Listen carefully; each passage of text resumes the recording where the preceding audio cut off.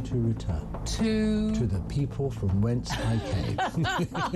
Hello, I'm Peter Mandelson, and I'm proud to serve as His Majesty's British Ambassador to the United States of America. I feel a tremendous sense, a profound sense of sympathy for those people, those women who suffered as a result of his behaviour and his illegal criminal activities. And secondly, I regret very, very deeply indeed carrying on that association with him for far longer than I should have done. The Ambassador has repeatedly expressed his deep regret for his association with him. He's right to do so. I have confidence in him, and he's playing an important role in the UK-US relationship. Mandy's out 4 decades and 3 scandals, or 3 that we know about. Guess what? Number 10 knew all about it. They knew that he lived in Jeffrey Epstein's flat. Mandelson resigned from the Labour Party late last night over the allegation of a $75,000 set of payments to him from Epstein while he was business secretary, $10,000 to his now husband, a photo of him in his pants. This isn't just bad form. There are strong arguments here for him to be facing investigation over misconduct in public office. I knew of his association with Epstein, but had I known then what I know now, I'd have never appointed him. Breaking news that Lord Mandelson, Peter Mandelson, has now been arrested. So Mandy and Andy have now both had their collars felt. This is the establishment, the British establishment on trial. Came to us around about 5 o'clock when we learned that we saw footage of Peter Mandelson being led out of his London home in very exclusive Regent's Park by 3 coppers. Now we have all these allegations, we have all the documentation related to those allegations, which Downing Street is being forced to put out. The first tranche of it will be early next month.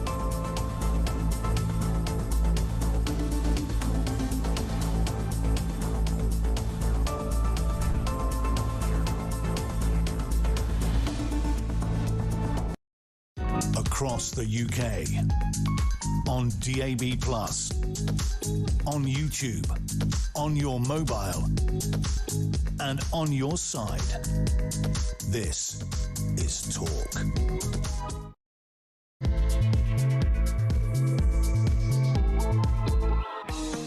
Hello, good morning. It is Easter Monday. Perhaps you are some of those who are going back out to work as if it's the beginning of the new week. Maybe you still get one day off. Maybe you're working all along. But whatever you're doing, it is wonderful to have your company on this Easter Monday morning. And as is normal with a Monday, the news cycle has regenerated. We have some fresh headlines for you and some old headlines, transmogrifying into new ones as well. We're going to be going through the lot of them, the news, the views, all the rest of it. And we want to hear from you. And if you want to participate in well, the communal catharsis, as I like to say, as we get off our chest the things that we've been thinking over the course of the weekend, then you can dial this number, 0344 499 1000. It is your normal network rate, so it doesn't really cost you anything. You can also send me a WhatsApp message to that number, 0344 499 1000, or leave me a voice note. If you'd rather text, it is 87222 if you're going to do that, like the wood talk before you write out your message. OK, without any further ado, I'm joined, I believe, for the whole 3 hours by Benedict Spence, photographer extraordinaire. Well, I got nothing better to do, so yeah, what are you taking a photo of there? Oh, it's rather pretty out of the window. Obviously, this is a bad thing to be talking about, given that this medium is predominantly radio, but we have rather a nice view of the city of London, and the sun is out. I was saying to someone the other day, what is so ironic? It was Andrew Gold was in the studio with me yesterday, and he was like, wow, gosh, the view from the building's amazing, because basically we're in the heart of London on the 17th floor of the Mini Shard, or Talk Towers as we like to call it, and on a sunny day the vista is, well, you'd pay good money to have a cocktail with that kind of a horizon, wouldn't you? And yet, ironically, I sit here in front of that. I can see that, and you guys get that. But never mind. It's one of the perks, though, of being able to be up here, or albeit for a couple of weeks of the year, because actually most of the time it is very grey, given that it's London, and it's quite demoralising. It's just this occasional moment where the sun is out and you can see... If anybody would like some sort of idea, you can see the Tower of London, you can see Tower of Bridge, you can see the city where everything's, you know, about to hit the financial river meltdown. With all the stuff that goes down the river. Can you see HMS Belfast from where you're sat? Is that that? Can you see from that? where I'm sat, Or is that I'm the too other short. side? I'd have to. Oh no, I got a bit of river. There Yeah, you go. there you go. Anyway, that is not what the show's going to be about, ladies and gentlemen. We are going to be There's talking blind about people news. at home going, I don't know what any of these What things is are. going on? You'll have to excuse me as well. I am still at the back end of what has been one of the heaviest colds I've ever had. When I blow my nose, my ears squeak, and I think they actually squeak audibly to everybody else. I actually think I'm that bunged up that when I blow my nose, it comes out. And it makes me go a bit dizzy for a moment, like I've been in an elevator, and then I have to cough like an old hag. So do bear with me if you see signs of Qatar on the horizon. And I don't mean Iran trying to launch missiles. See what I did there? Right, let us begin with some domestic news because, as I well know, it is the beginning of the new financial year tomorrow. Those of us who are self-employed had to tie up some loose ends in a rush due to the timing of Easter. But good news for some people, less good news for other people. Good news if you're not working. Bad news if you are, basically. Does this count as work, really? Isn't this just, you know, a pastime of ours? I don't think this refers to us. I think we're fine. I'm trying to make you feel a little bit better. Do you know what? Part of me, I know I love this job, and I do. I love this job dearly. But days like today, a blanket and lemsip would be really appreciated. You are a trooper. We respect it. Do you know what? It's always the way that, you know, I don't work from a Monday to a Thursday, and that's perfectly fine, and then Thursday night... Death. What kind? Instant. And it's always some sort of respiratory thing. It goes around this building. Talk is sort of, I don't know what it is. It's sort of a petri dish of respiratory infection. We need some sort of circuit breaker lockdown of this entire state. Yes. We all need to go off air for about a week. I think everyone just has to be in hermetically sealed units, you know, some sort of... do you remember that? And that was so weird when people just sat between screens during... See, now I'm COVID. triggering everybody listening who's thinking about... Not. Do you remember when you had to, like, hug people through those sort of weird little glove things? No, that was the only... That only ever happened on Good Morning Britain. That never happened in real life. It happened in some hospitals. They tried that. Yeah, because, of course, they already have those things there for infectious diseases. We're getting off on a bit of a tangent now. I know. We're supposed to be talking about... well, what are we supposed to be talking about? Well, we're talking about benefits. There we go, benefits. I teed it up and then we just lost track. We did. Because I could just tell your heart wasn't in it. It was just, oh, here we go, another benefit. Well, no, because it really annoys me. It triggers me less than COVID, frankly, at this stage. Because workless households are going to get an extra £6,000. This is more than 186,000 families without any working parents will receive thousands in extra benefits. It's going to cost the taxpayer £3.5 billion. Meanwhile, yeah, me, work, coughing, sickly, bunged up, stuffy. Where's my joy? Oh, no, that's what I've got to pay for this. Ain't that the case? It is the case. And again, you're just really making it such an upbeat start to the day. But we do. This is... honestly, I'm as frustrated as you are by all of this. I mean, the thing is, this country has been through such a sort of a wrench of the last couple of years, and people's living standards have fallen to such a degree. And I think it really is a sign of the breakdown, really, in parts of the social contract, really, that, you know, we are being asked, the workers of the country are being asked to shoulder so much more of an ever-growing burden, and those we delegate the power to try to solve this seem actually keen on increasing that base of people rather than actually solving any of it. But I mean, this is what's really grinds my gears, because basically working families are going to have to pay more, and we keep hearing that lifting the two-child benefit cap is all about poverty. But there's a word that's important that does a lot of heavy lifting in all this, which is relative poverty. Yeah. And it's almost like, you know, we keep being told that, well, you know, people with multiple children who are out of work, they're, you know, living in, I don't know, what, bivouacs and cooking over braziers. No, most of... I'm sorry, but I think a lot of people probably have smartphones and short-haul holidays, and it is relative poverty. And I don't want children to miss out. I certainly do not. And I think when there are people who find themselves in a state of emergency, when something has happened, that's different.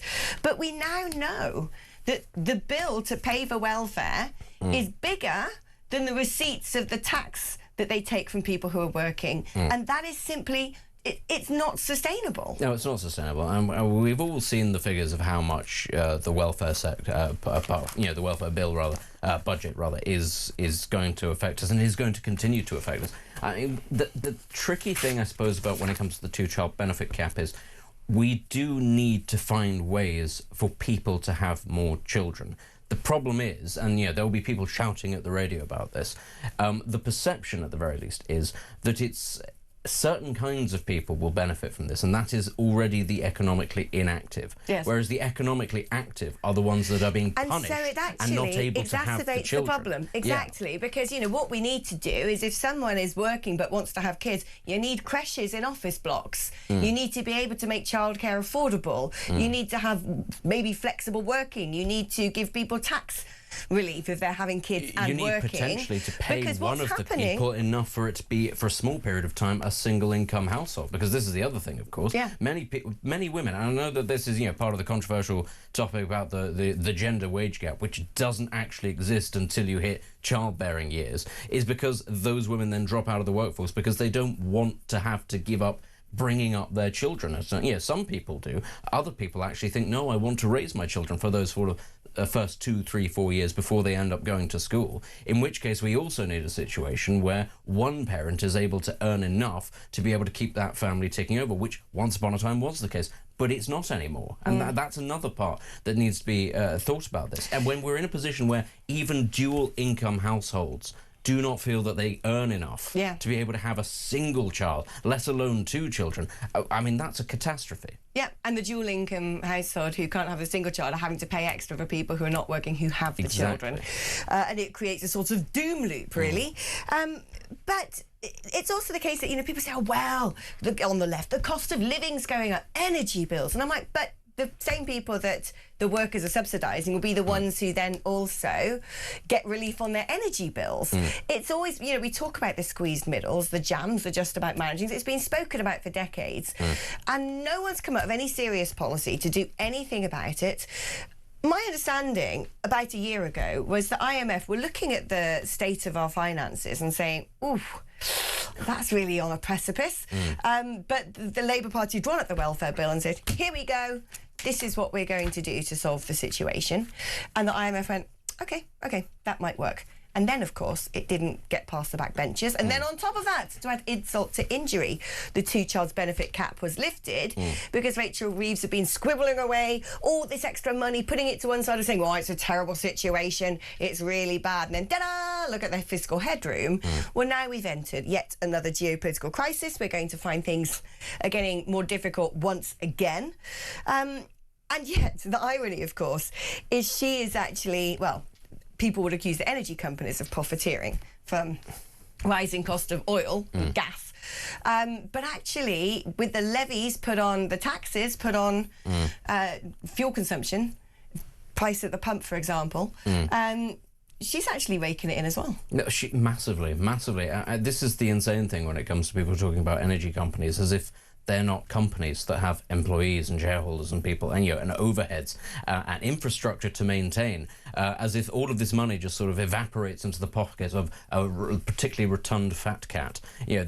I don't understand this attitude. If there is a crisis in a part of the world that oversees between 20 to 30% of all energy, let's be clear about this, and everything that's downstream of this, why are people surprised that prices will go up? Why is it then that energy companies should have to get it in the neck for the poor decisions of politicians and the greed of politicians? That's the twin aspect of this. The war that's happening right now is as a direct result of years of poor decision-making by politicians on both sides. Let's be clear, the Iranians have really done magnificent, sterling work in bringing about world peace.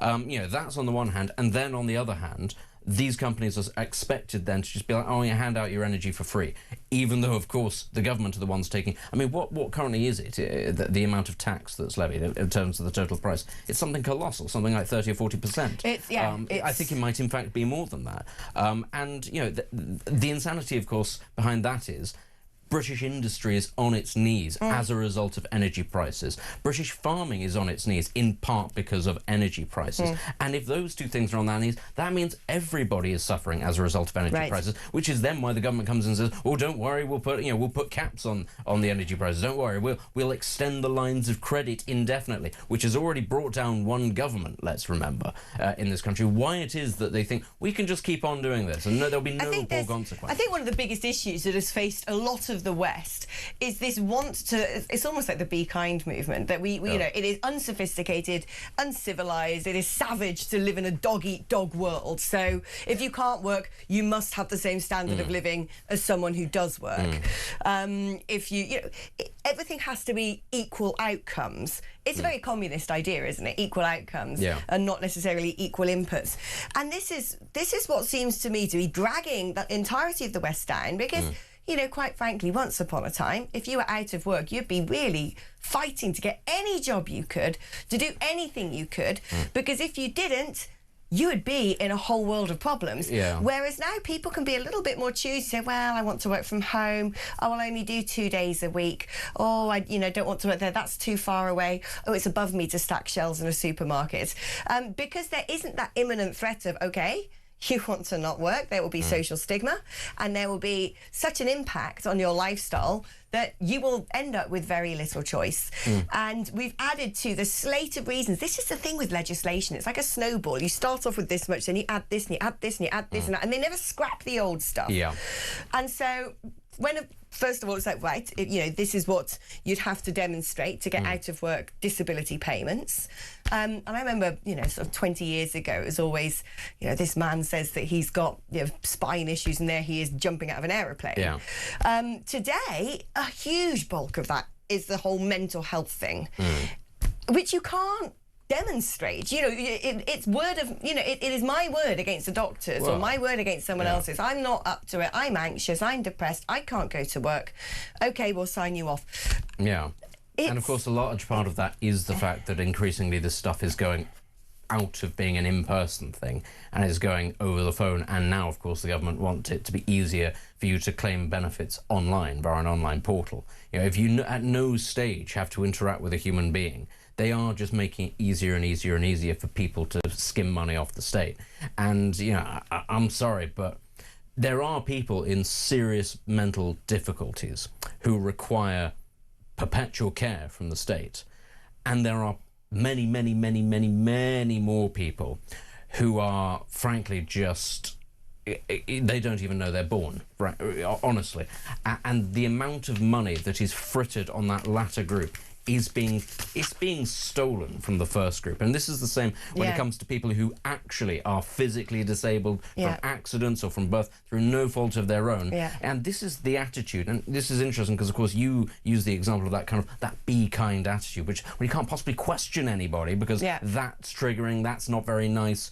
We need to fundamentally rethink how it is that we go about benefits in this country, how it is we go about social support in this country. Just welfare in general. There needs to be such stigma for people who do not pull their weight, because they are thieves. They are stealing from the many people in this country, and there are many people in this country who genuinely do need this assistance. They are being stolen from. But I'm not just going to leave it there. Let's be clear. This country is a lot poorer than a lot of people in it seem to realise it is.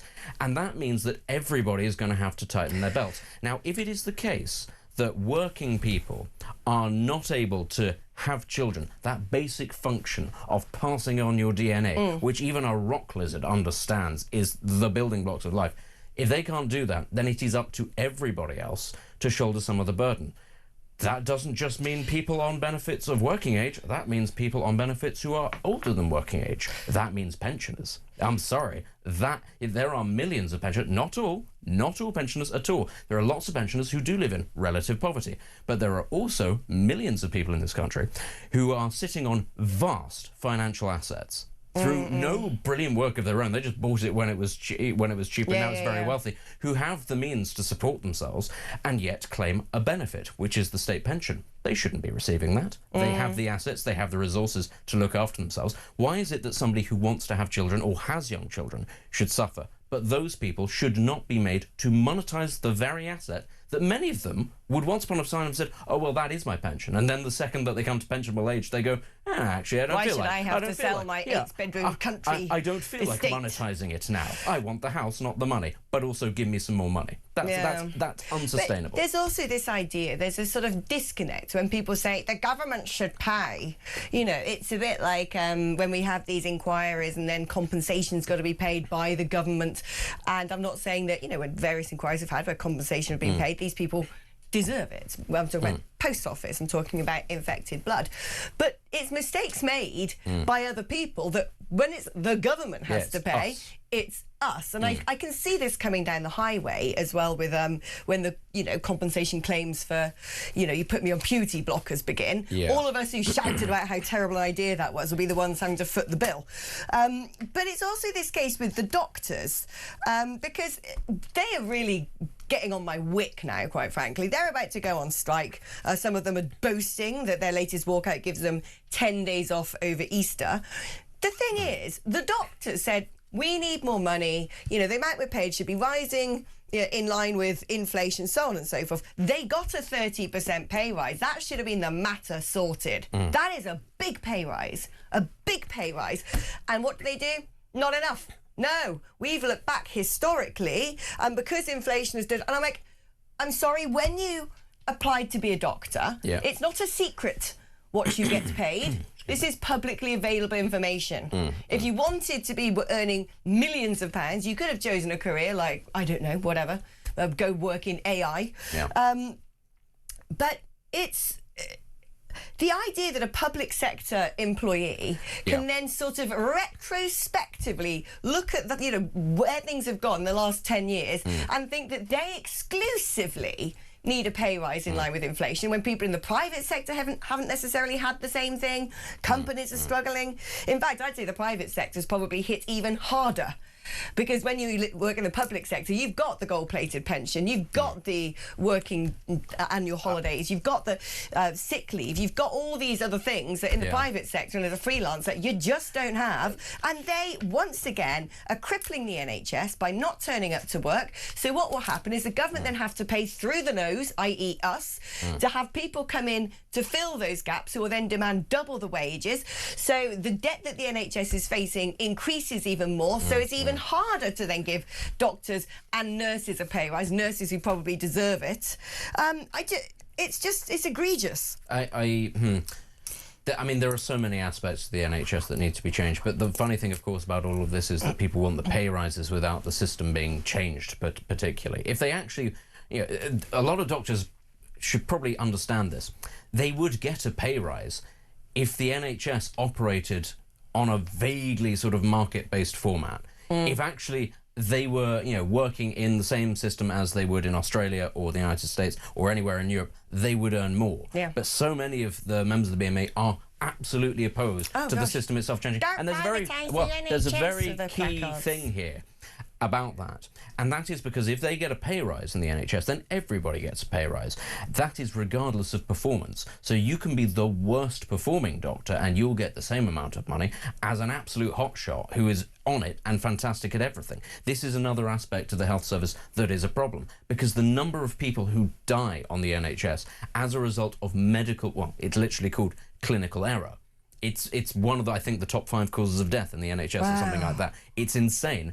And so much of that you can put on a certain subset of doctors who just don't perform particularly well, and nurses as well. Let's be very clear about this. So there's no real incentive structure to perform better in the NHS. There's just this collective bargaining, which is, we'll bring the system to its knees unless they give us all a pay rise. Whereas actually, if we had a system where your individual ability or performance or brilliance was recognised and rewarded, hey, you'd get paid a lot better because people would choose you and different companies would choose you, different hospitals might bid for you as a doctor, and that improves the standard as well. I just, you know, people should dive down into the amount of issues in the NHS when it comes to doctors and nurses not doing their jobs very well. People should have a look at the amount of money that we put aside, for instance, for maternity compensation, and compare that to the amount of money we actually put aside for bringing babies into the world in the first place. And I think you'd be horrified about how much compensation we expect to dole out because the doctors and nurses aren't all very good at their jobs. Oh, we're not allowed to say that. Our hard-working doctors and nurses. That's the official mantra if you're going to talk about our NHS.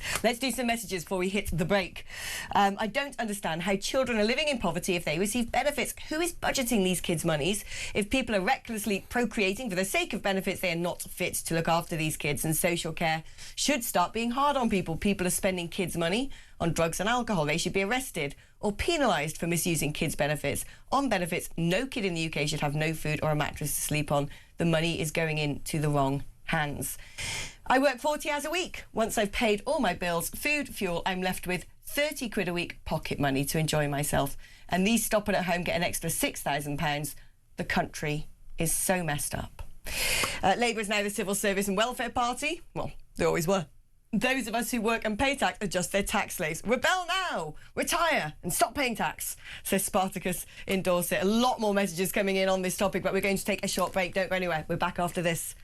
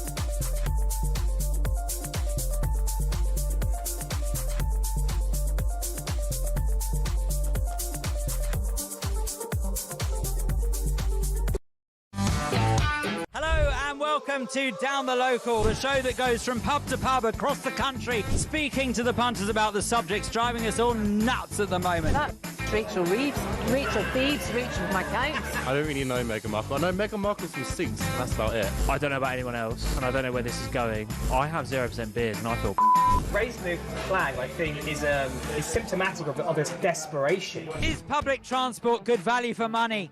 No, it isn't. You really don't like speaking to people. The UK on DAB+, on YouTube, on your mobile, and on your side. This is Talk. Hello, welcome back. Benny boy, you've ruffled a few feathers. Oh dear. I have to pull Benedict up on his statement that the pension is a benefit. I paid for that pension. Let me stop you right there. It's a benefit. It's a benefit. You paid into the system, and not you paid into the system. Everybody who's listening to this, you paid into a system. You didn't pay the full amount. What you're getting back is almost twice what you paid in as part of this. It's a benefit. This idea that you've paid in and that you've earned this somehow.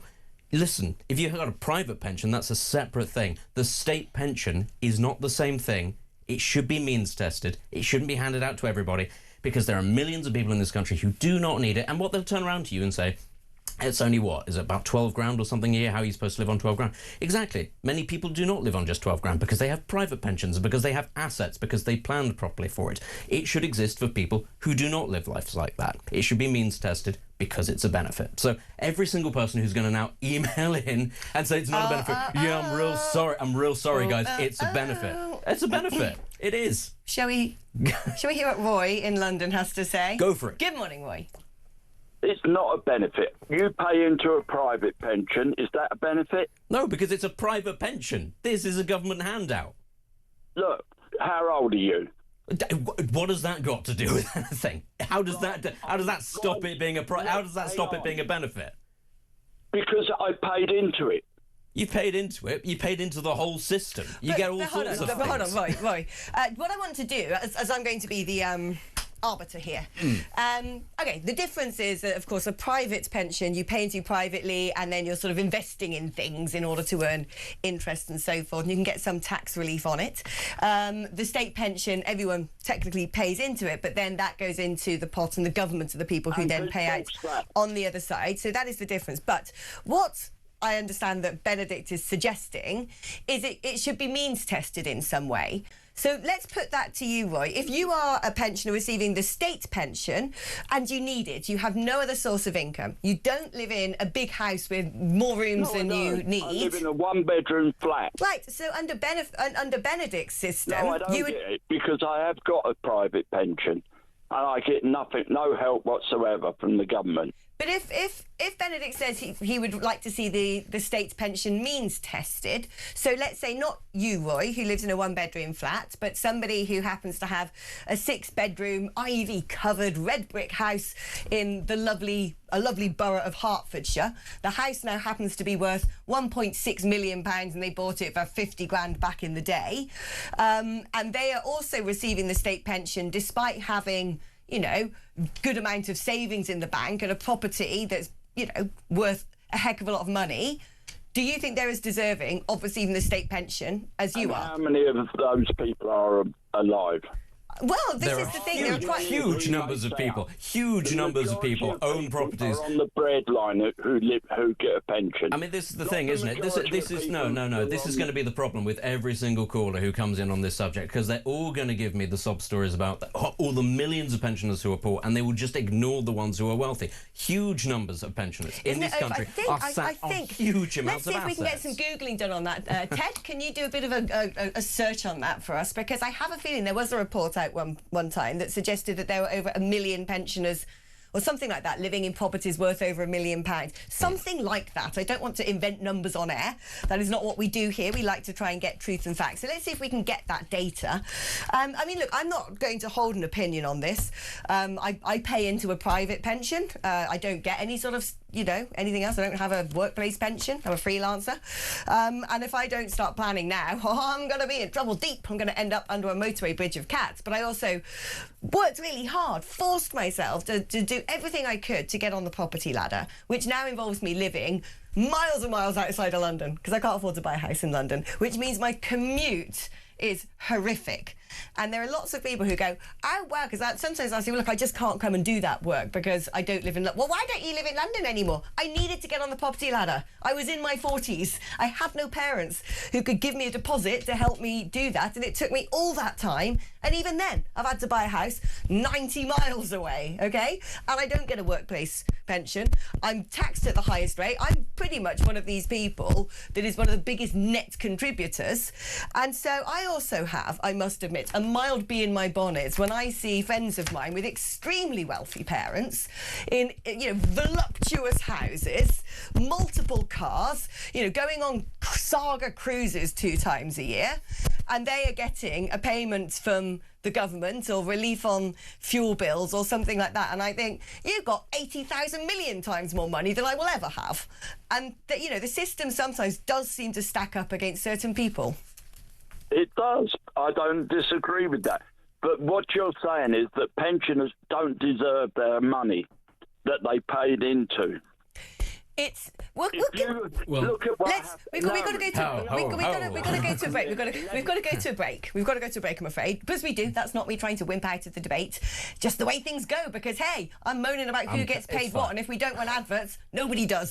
So on that note, let's pick this up just after this.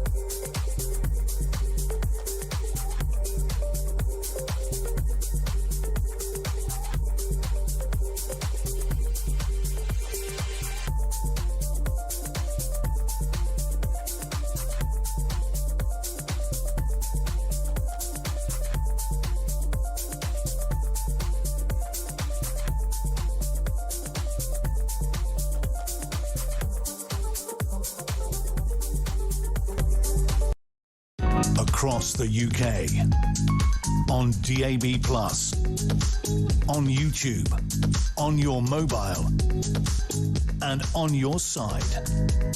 This is Talk. Hello, welcome back. Wow, the accidental pensions debate. We didn't know we were going. It's not even on the news list, for crying out loud. And here we are discussing pensions, and it's firing everybody up. It's like, honestly, I feel like I'm working in Direct Line Insurance with the amount of calls I can see coming in on the screen. Anyway, Ted, producer extraordinaire, has indeed got us the data and printed it out because. This is the Intergenerational Foundation. Never heard of them, but one assumes that they've worked hard to develop. It's a charity to develop this research. I was saying that I knew there had been a story about how many pensioners were in properties or had household wealth over £1 million, millionaire pensioners, and I said I think it could be like something like 1 million. I was wrong. It is 3.1 million. 3.1 million live-in millionaire households, and that has quadrupled over the last 10 years. This is largely due to rising house prices, I would say, but I can't help but slightly be on the side of Benedict. It took me until the age of 41 to buy a house. 3.1 million people. And I earn decent enough money, and it took me until 41 to be able to buy a house. And these people just happened, they lucked it out. They happened to live in a world where sometimes you didn't even need a deposit to buy a house. A house was worth £40,000. Now it's worth like $1 million in some parts of the country due to overpopulation, not enough house building. Okay. Three times the annual income or something was the average house price, and now what is it? It's something ridiculous. It's nowhere near that. And this is, we get onto the conversation where people will say, well, younger people should cut back on spending this, that and the other. Avocados is always the good one, and then you work out that you'd need to eat something like 50,000 avocados or something to be able to get the average deposit for a one-bedroom flat, and you just think, come on, it's a different time. Let us park this because we've got other news, but we will be picking it back up again, no doubt, because it's got tongues wagging around the country. That's what we do. That's why we're called Talk.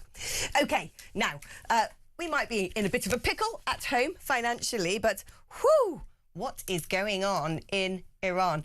An extraordinary post on Truth Social Donald Trump's own social media platform. I often wonder who's on that. Is it just him? I don't know.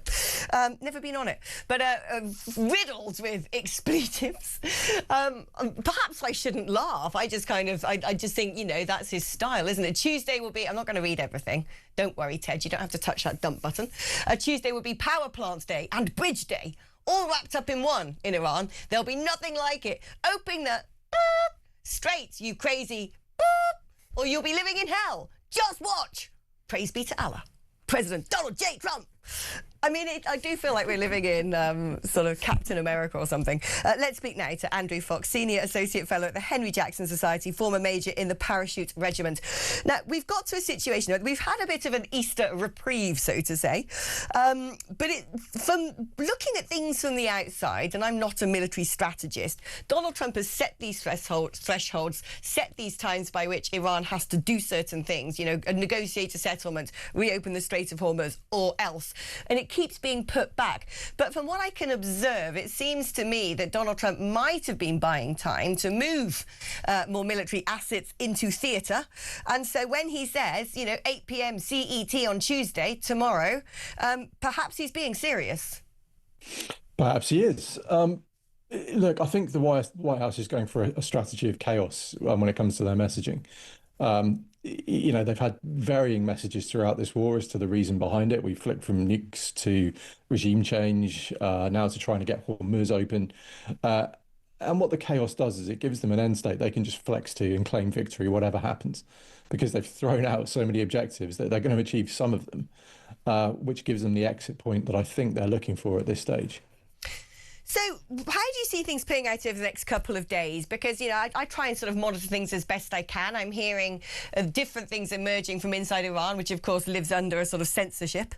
But it seems to me that there's elements of the IRGC who are deeply embedded, who are going to fight till the last. I don't really know what's going on with governmental structures. I don't know what's going on with mutinying people in the army or the will of the public themselves to rise up. Certainly, the sort of gangsterish elements of the IRGC seem to want to operate the Strait of Hormuz like a mafia. And so the Americans are left with, either an option that I don't think they initially envisaged wanting to take, which is deploying ground troops, amphibious vehicles and the like, or leaving Iran in a situation where, hey, it's potentially, they might not have access to a nuclear weapon, but could be worse than it was before. Yeah, potentially all of those things. Look, I see four ways forward here. They can either stop unilaterally and just declare victory. They can keep doing what they're doing and spread the bombing raids to infrastructure such as bridges, power stations. Trump was even talking about water desalination plants the other day. Now, I think those would stray heavily into war crimes territory. I don't think there's a military justification for plunging 92 million people into a drought with the Middle East summer coming up by hitting their water desalination plants. So that's an option that I think we probably will see, but probably not at the scale Trump has threatened. The third option is some sort of negotiation with the Iranians, where they come to a negotiated ceasefire. Or the fourth option is they escalate to ground troops, which comes with its own problems and complications. So it's four options on the table, none of them ideal at this stage, but comparatively speaking, the war is still quite early. 77 days was the Kosovo bombing campaign. Well over 100 days was the Libya campaign. So it's nothing new for aerial bombing campaigns to continue for weeks or even months. Where do we think Iran is at in all of this? I mean, we know very little of who's calling the shots, if there is any sort of centralised command. I don't know if we've got any intelligence on if they're running out of weapon stocks, if they're still receiving help from other nations friendly to them, whether they are all bluster and only have like half a foot to stand on. Do you have any idea of, what their state of play might be? Yeah, so we know the IRGC has what's called a mosaic defence, which is where they're designed to survive in the event of a decapitation, such as we've seen, the entire leadership being removed. That means they've split up to 31 different headquarters across Iran and Tehran itself, and they're operating basically semi-independently. So they've got their orders, they've got their targets, and they're operating on this mosaic doctrine. There are signs potentially that there are IRGC commanders who are still enacting some kind of command and control, but clearly it's not where it was before the war. In terms of munitions, the American intelligence agencies have reported 1/3 of rockets destroyed, which still leaves 2/3 floating around, either buried underground where they've been hit in strikes and just collapsed their underground tunnels on top of them, or they're being fired. And we are still seeing Iran scoring the odd hit around the Middle East. So, the campaign on a tactical level has gone extremely well for the Americans and the Israelis. They've hit the commanders, they've hit the missiles. We're seeing reports of strikes on nuclear facilities, but obviously that's pretty classified and they haven't confirmed it. But what they're really looking for is an end state and some kind of deal where Hormuz gets reopened. And that's where it's not gone so well, in as much as this war has created a global economic catastrophe that hasn't quite hit yet, but is going to. In terms of the Strait of Hormuz, if that were to be reopened, if what is left of the IRGC say, fine, OK, we're going to enable the passage, the transit of a vital cargo through that narrow passageway, where does that then leave us? So do we then have an emboldened Iran who have realised, well, they knew all along, but then have essentially given this lever of manipulation, of economic blackmail over the rest of the world? Where would that leave the state of play, and where does that leave the Iranian people, who many, I assume, would want to see the end of this regime? Yeah, absolutely, and all opinion polls that we've heard suggest that it's only about 10 million people in Iran who are regime diehards, which leaves another 80 who are either against the regime or neutral on it, in which case you'd think there was some sort of mass there that might lead to the regime's overthrow, but it doesn't work like that because they have an incredibly tight security structure. They have militias on every street corner, and they have all the weapons with the regime. It's very, very hard to arm a rebel group in a country like Iran. So it's very difficult for the Iranian people, not to mention the fact there's a number of different rebel groups who've all got slightly different objectives, people they want to get behind, and getting that unity on the opposition side is extremely difficult. When it comes to where we go next, the IRGC is undoubtedly wounded, but unfortunately the removal of all the senior commanders means the cadre of younger, newer IRGC commanders has taken over, and they do tend to be more hardline than some of the old school. So it's essentially created a military dictatorship within Iran. They don't have the opportunity or the capability right now to do anything particularly aggressive other than close Hormuz. If there's a deal to reopen Hormuz, they will wait out Donald Trump. They'll wait till the next presidential election, see how the land lies. And there's no question that the regime will try and rebuild in time. And it's what Israel, the US, the international community do after the bombs have stopped falling to try and contain Iran. That is the big question.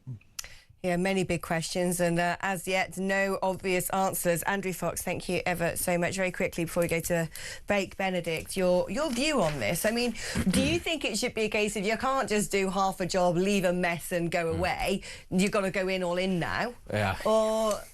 No, you do have to go all in, I'm afraid. And people need to prepare for the fact that this war will probably last a very long time. Even if there is a pause in the hostilities and Trump declares mission accomplished, there will be a second war because there's no way that you can resolve this in the current format. You cannot have a situation where you go in to Iran to try and remove its regime and get rid of its nuclear weapons program, leave the job half done, and then leave all of your Gulf allies at the mercy of a vindictive Iran that still has great swathes of its military apparatus still in place. That the Gulf states can't withstand a more assertive Iran if US resources are pulled back. This is going to mean that the United States needs to get itself onto an actual war footing, because if nothing else, China will be watching this. They'll be watching exactly how to defend against an incursion like this by the United States. They'll be be testing every single theory that they have about US weapon systems. This is a great opportunity for them to learn. And if the US actually does pack up and say, no, this is getting a bit difficult, we've got to go home, what does that say to the rest of the world, especially to China, about their resolve? Eyes on Taiwan, because China's been conducting operations in and around Taiwan lately, because of course a lot of the American vessels have left that part of the world. OK, let us take a short break. When we come back, picking up on the closure of the Strait of Hormuz and the impact on global energy prices. Well, Ed Miliband has been told, you gotta go and drill in the North Sea. It's crazy to ban extraction of our own fossil fuels, but will he listen? We're discussing that after this.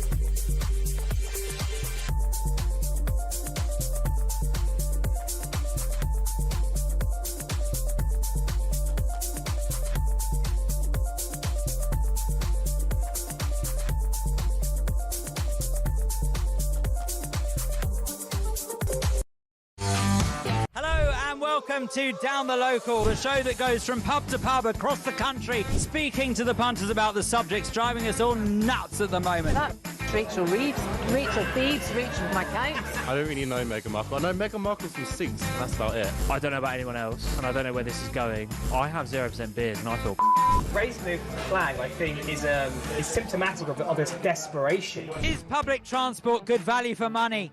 No, it isn't. You really don't like speaking to people. It's the UK on DAB+, on YouTube, on your mobile, and on your side. This is Talk. Benedict's got a bee in his bonnet about pensions and pensioners in wealthy properties. We are going to be picking it back up. Not right now, though. Lots of people messaging in on this. Lots. So we're going to, throw some meat at the lions. But before that, let's talk about Ed Miliband. Hardly a lion, and not very good with meat, especially when it comes to bacon sandwiches. But here we go. I mean, it was always inevitable that there would be problems when it comes to the cost of oil, because it's happened throughout history, whether it's the Suez Canal, whether it is when OPEC decided to just stop extracting oil, precipitating a problem in the 70s, whether it was Russia invading Ukraine, whether it was the closure of the Strait of Hormuz. And this, of course, would be the left-wing's argument for why we all need to move to renewables. But in a time of crisis, surely it would make sense to go and get what you rightly can claim as your own, instead of importing it from abroad. Let's listen now to the thoughts of Harry Wilkinson, Head of Policy of the Global Warming Policy Foundation. Harry, great to have you on the programme. Should Ed Miliband allow drilling in the North Sea for oil and gas? Well, good morning, Alex. Absolutely, he should. And this is a very frustrating situation. We're in a position where we still rely on fossil fuels for 75% of our energy needs.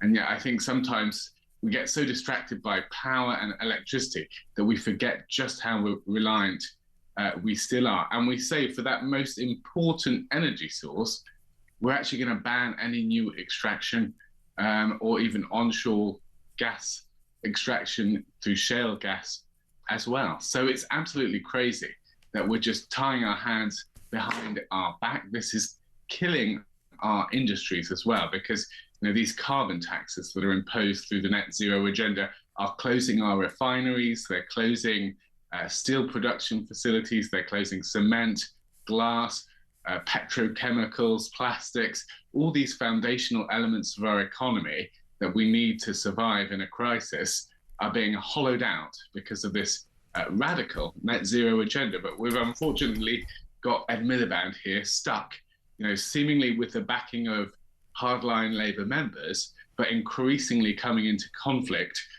with Rachel Reeves, with Keir Starmer perhaps, with more level-headed Labour MPs who are saying, what on earth are you doing, Ed? We've got to be pragmatic. When the geopolitical situation is changing, the world's getting a lot more dangerous. How can we be pursuing these idealistic policies in a world that is so fraught?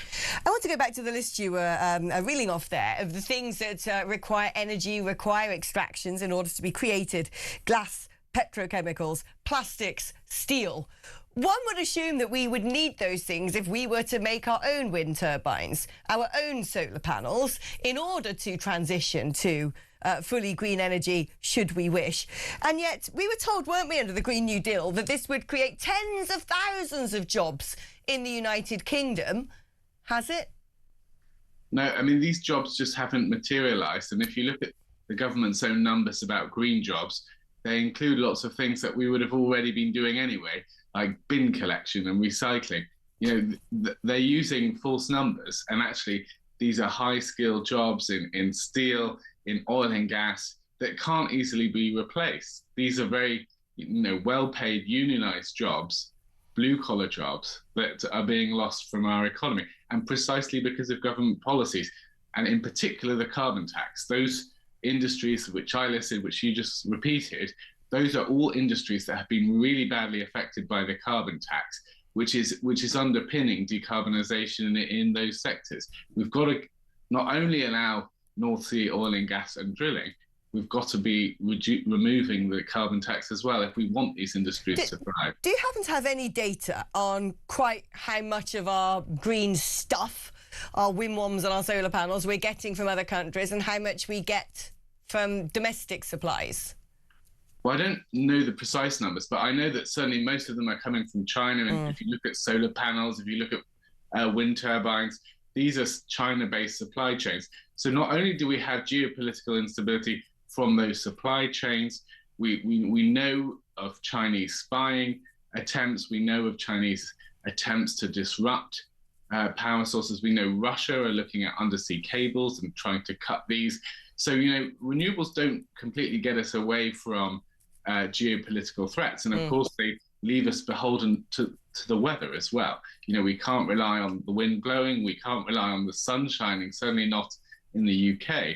So there are all sorts of other vulnerabilities that we're introducing through our reliance on wind and solar. What we need is more firm power. If you look at the countries which actually don't rely on gas to set their electricity prices, they use other firm power. That's coal, that's hydro, that's nuclear. They don't rely on renewables. Renewables just actually entrench that reliance on gas to set electricity prices. So we actually need to be broadening things out. And unfortunately, in Europe, we've seen closures for coal, many power stations. We saw Alex Phillips here, celebrating as he recorded a video as he blew up a coal power station. What does that decision look like now, when we're increasing... To me, it kind of looks like what Russia would do to Ukraine, frankly. It looks like an act of domestic sabotage. Harry, thank you ever so much. Benedict, quick question to you. Why couldn't we have just about 15 years ago done a bit of fracking, set up all of the plants in order to build all of the green stuff? We make our own green stuff, then we're green, job done. What is the difference between paying China oodles of money to import solar panels with kill switches in, while they chug out a load of Lord knows what based on coal into the atmosphere, or us just buying oil at a hugely inflated price from Norway? Honestly, because our attitude towards this stuff is insane, and it's insane because it's based on ideology, not on sense, not on reality. Everybody would like an energy sector that pollutes the atmosphere and the environment as little as possible, but they aren't prepared to accept that in order to get to point C from point A, there might be a step B that you have to take. They think you can just jump from one to the other and miss it all out. We're trying to do that, and you can see what that's doing for energy prices and what that's done for industry. It would have been the most sensible thing. We could still do it now. This is the thing. We could still do it. You could bring bills down. All this nonsense that they tell you about. Oh, it's all the price is set by international markets. No, it is not. That is a lie. Do not buy the Miliband shtick. We could do this. They choose not to because they believe in ideology rather than reality. It's a neo-religion. Right. We're going to take a short break now, but when we come back, we're going to cheer you up even more by talking about migration, another problem that is never treated with pragmatism, but instead with a religiosity worthy of zealots as we find in the Labour Party. We're discussing that after this. See you in just a second.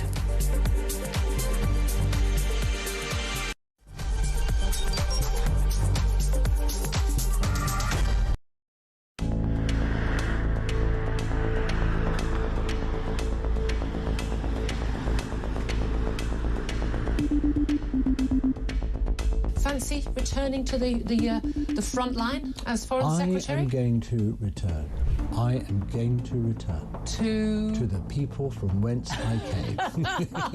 Hello, I'm Peter Mandelson, and I'm proud to serve as His Majesty's British Ambassador to the United States of America. I feel a tremendous sense, a profound sense of sympathy for those people, those women who suffered as a result of his behaviour and his illegal criminal activities. And secondly, I regret very, very deeply indeed carrying on that association with him for far longer than I should have done. The ambassador has repeatedly expressed his deep regret for his association with him. He's right to do so. I have confidence in him, and he's playing an important role in the UK-US relationship. Mandy's out 4 decades and 3 scandals, or 3 that we know about. Guess what? Number 10 knew all about it. They knew that he lived in Jeffrey Epstein's flat. Mandelson resigned from the Labour Party late last night over the allegation of the $75,000 set of payments to him from Epstein while he was business secretary, $10,000 to his now husband, a photo of him in his pants. This isn't just bad form. There are strong arguments here for him to be facing investigation over misconduct in public office. I knew of his association with Epstein, but had I known then what I know now, I'd have never appointed him. Breaking news that Lord Mandelson, Peter Mandelson, has now been arrested. So Mandy and Andy have now both had their collars felt. This is the establishment, the British establishment on trial. Came to us around about 5 o'clock when we learned that we saw footage of Peter Mandelson being led out of his London home in very exclusive Regent's Park by 3 coppers. Now we have all these allegations, we have all the documentation related to those allegations, which Downing Street is being forced to put out. The first tranche of it will be early next month.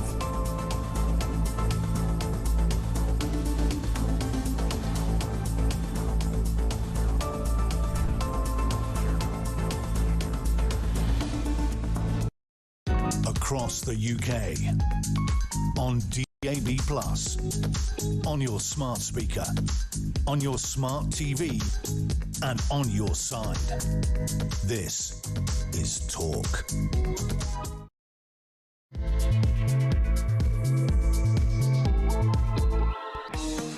Oh, there he is. Look at that screenshot. That's just you sitting there ready, like a target, like a stag in a forest, ready to be mowed down. Where was this camera? Which camera was it? I don't know. They've developed it. They've sort of turned one of these to do something recently. Which one should I look at? And they stick on this camera, and it's this sort of weird shot of the studio where you can actually see the the box of tissues. If I'd known I'd have struck a pose. Again, everybody listening to this on the radio is like, what are they talking about? They were talking about the Vista earlier. New fancy camera shot is all I can say. Watch us on YouTube. You might be able to enjoy it yourself once in a blue moon. Right. Well, we've now decided to introduce a whole new thread throughout the programme, which I'm going to entitle Benefit Spence. I know. It's very good. I'm a genius. Very good. Because he's ruffled a lot of feathers talking about state pensions. So let's do, so many messages, long ones as well. Right, I'm going to plough through some of these and then we're going to do some calls, and Benedict is just going to have to fight his corner. Morning, Alex. I love Benedict, normally. Let's leave it there. Please just point out to him that the state pension is not a benefit. Yeah, We've all paid into it our working lives. Hold your thoughts. Why should pensioners sell their assets? Benedict says they didn't do a lot to earn the house. Not sure we quite said that. Well, this is going to be fun. I'm going to have people just flat out lying about what I've said. Didn't necessarily do anything to enjoy the house price rises. I don't think anyone did anything to make their house go from 50 grand to 500. That was just the economy and a lack of house building. One thing they did was work and pay into the system. Why should they not reap their pension when people who have never paid into it get it? Can you tell smart ass Benedict that a pension is deferred wages, not a benefit? By his logic, the NHS would also demand payments from pensioners when they need a hip replacement. Hi, Alex. I couldn't disagree with Benedict more. After working and paying taxes for 50 years from today, my state pension of 13k will be taxed, while tax-free benefits of people who have never worked will increase by a higher percentage to the tune of thousands and thousands, more than the state pension. Neither do the workless pay council tax, while my council tax increased 5%. Can someone please explain this anomaly to me? State pension should be means tested based on income and savings. I agree. But then he ends with then he ends with I'm right. Public sector pensions are obscene. Some are £100,000, but why should I sell my hard-earned home to finance the workless? Benedict has lost his mind. Why should somebody who wants to have children, who can't afford to have children, have to suffer? As opposed to a pensioner. This is sort of, how we got onto this subject. I think we need to remember this because, of course, the reason this isn't in the news, but what is in the news is the lifting of the 2-child benefit cap. And what we wanted to talk about was how it is that you get into a situation where it is not the feckless and the work shy having children and benefiting purely, but you are able to get people who work hard, who play the system, who will raise good children, not feral children, who will actually be benefits to society. How do you get them from not being cash cows for everybody else and let them have children? And what I would like to say to every pensioner listening to this, and I understand you're very upset and very angry about this, why are you more deserving in your dotage than somebody who wants to literally pass on their genetic code, which is what you got to do, by the way, and I said, like I said at the start, is literally the reason you're on this earth. I'm going to side with Benedict for a moment here, because I would say this, now we know that 3 million people, over 3 million people over the age of 65 live in millionaire households.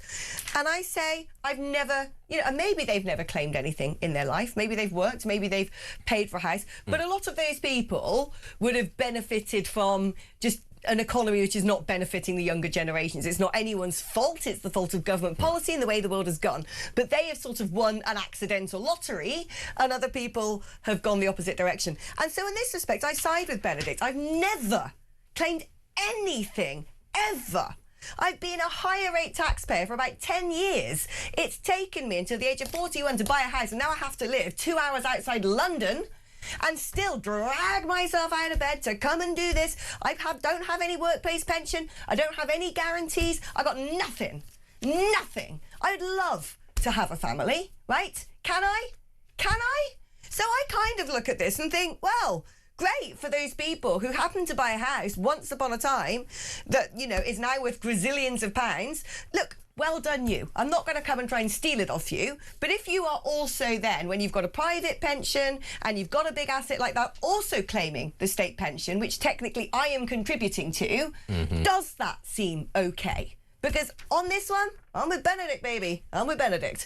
But it's a very complicated, nuanced situation. Things need to be means tested. There will be people who live in a very expensive house but are extremely cash poor. There will be other people who are cash rich, house rich, and claiming every benefit they can. There'll be people on the breadline barely able to pay anything. There'll be people like me who wake up at a crack of dawn, work really hard, who are on far, far less money than me, have far less of a privileged lifestyle than me. I mean, there's all sorts of situations and case studies here, but I think that the core of this is this idea that things aren't being prosecuted in a pragmatic way.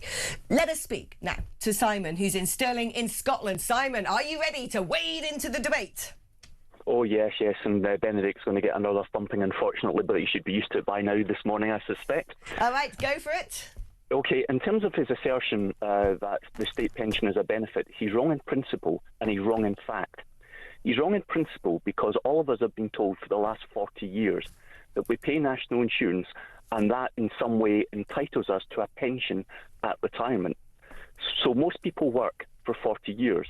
So for 40 years, people have been making private pension provision, the level that they contribute to their company pension or private pensions, on the basis of when they retire, they will get an additional £12,000 from the state pension. That's what they've been told for 40 years.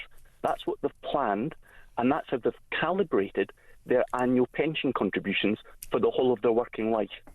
You cannot turn round to someone, let's say, in year 38 of their 40-year working life. Well, sorry, we know successive governments have told you you're going to get a £12,000 pension when you retire, but no, sorry. Now you're 2 years away from retirement, and it's impossible for you to do anything about it. You can't retrospectively top up the last 38 years of pension contributions. Tough. You've now got 12,000 less than for the whole of your working life you thought you were going to get. You literally can do that. It might not be very nice, but a government can absolutely do that. And I'd to counter that by saying, well, look at this generation of students who are told that they're going to have to take out extraordinarily large loans to pay for their education, which once upon a time they wouldn't have needed to get very basic entry-level jobs, but now they do. That's and true, then actually, after the fact they were told, oh, by the way, all of that interest that you're not going to have to pay, oh, wait, you are going to have to pay it, and we're going to keep on jacking it up. And does that actually go towards your education? No, the government's going to use it to top up other parts of state spending, like such as... oh, I don't know, the state pension. That's partly what it goes towards. It's interesting, this idea isn't it? that you can't retrospectively do this. Governments do it all the time, always to benefit other people. It's interesting, isn't it? Because, thinking about that tuition fees as well, that was something that a certain generation didn't really have to face either. Let's look at the word. It's called a national insurance. National insurance. Now, normally insurance works as a system where I pay car insurance and I don't really take out of it because I tend not to crash my car, and actually people haven't crashed into me. an insurance policy surely is there that if you find yourself at pension age where you haven't got an asset, where you haven't got a private pension, that you're going to be okay, you're going to be looked after. Is it not, if you have a very comfortable, generous private pension, if you also happen to have a 5-bedroom house that you can downsize, is it not reasonable to say to those people, you don't need the insurance policy, therefore you don't need the state pension? No, it's not, because you can't have someone go through their entire working life on the basis of being told by successive governments, you're paying in national insurance, you will get this at the end, and then pull the rug from them at the end.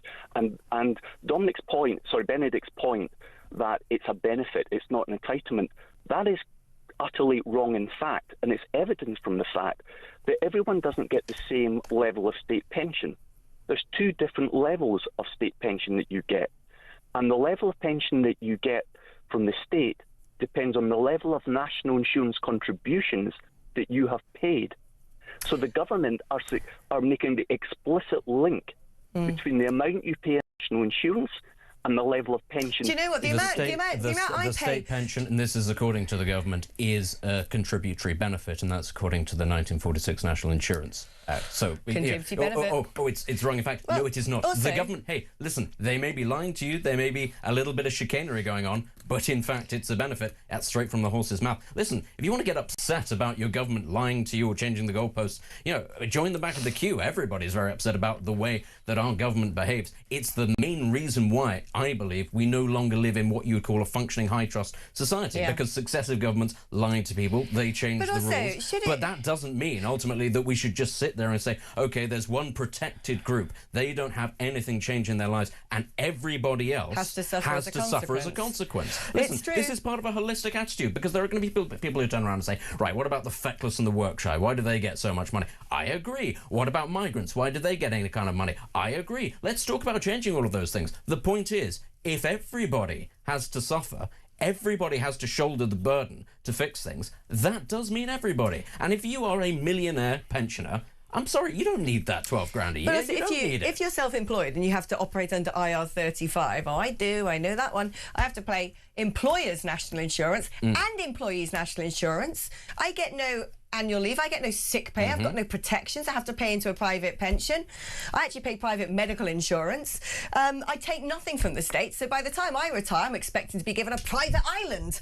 Okay, Simon, thank you ever so much. Very quickly, people of my generation, millions of my generation, will never be able to afford a house. And the point is, if you have the house to sell right now, you are in an unbelievably privileged position because you have the asset to sell. Millions of people of my generation will not get a pension anything like what people currently get, and they won't have the asset to top it up. And I think people really need to stop and think about this. They really need to understand the disparity in the situations that we have. And I'm going to say it again because I'll get people saying, oh, don't go on so many holidays, don't eat so many avocados. It does not make a dent. Those tiny lifestyle things do not make a dent in the massive disproportionate levels of wealth between these generations. Oh, right. But keep them coming, because I'm here for a couple more hours. Come they will, though, because this is now Malcolm in Oxford. Hello there, Malcolm. Good morning, Alex. Hey, there he is. Hi. Hey, there was this wonderful pause there where we were wondering what you were doing. Yeah. Yeah, well, Dominic, I've got a lot of respect for you, and I love listening to what you've got to say. Let's just leave it there, my man. Let's just leave it there. That's good. No. 74-year-old pensioner, right? I live in a house, 2-bedroom. We downsized many years ago to a 2-bedroom property. Didn't release anything. I've got no mortgage now. I have to maintain that house, right? I also have to pay council tax, which has gone up to £2,500 a year.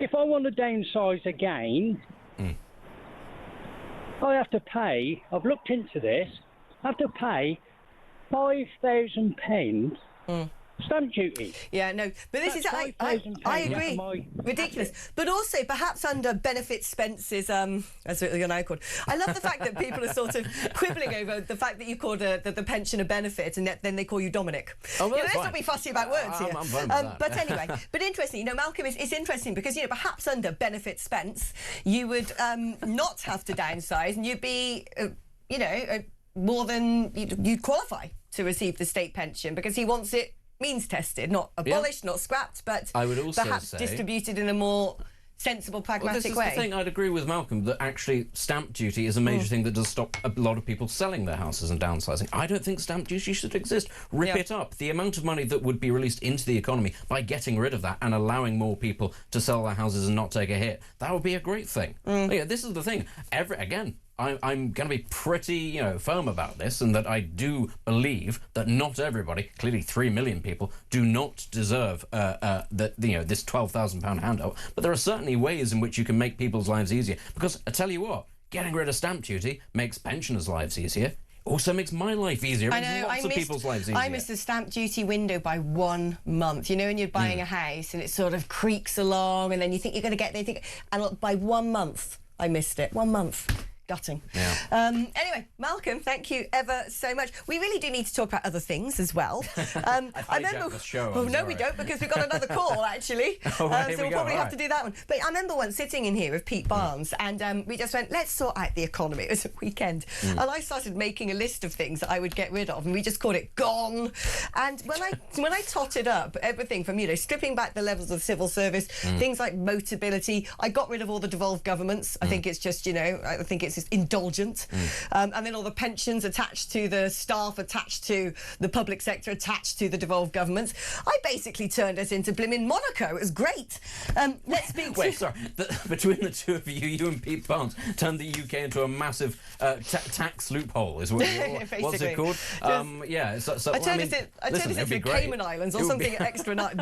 Giant Cayman, great Cayman, the United Cayman. Right, let's speak to Jane in Bournemouth. Hi, Jane. Hiya, thank you for having me on. It's a comment really regarding Benedict's comments on Twitter. What have you been posting? Suggesting that people hadn't adequately provided for their pension, and so therefore it was their fault. That was the implication. What Benedict seems to ignore is the fact that many women of a certain age did not have access to equal wages, were on very low salaries. Pension schemes also didn't exist in a lot of companies, and so they were unable to, provide for themselves or to plan towards a future, future retirement.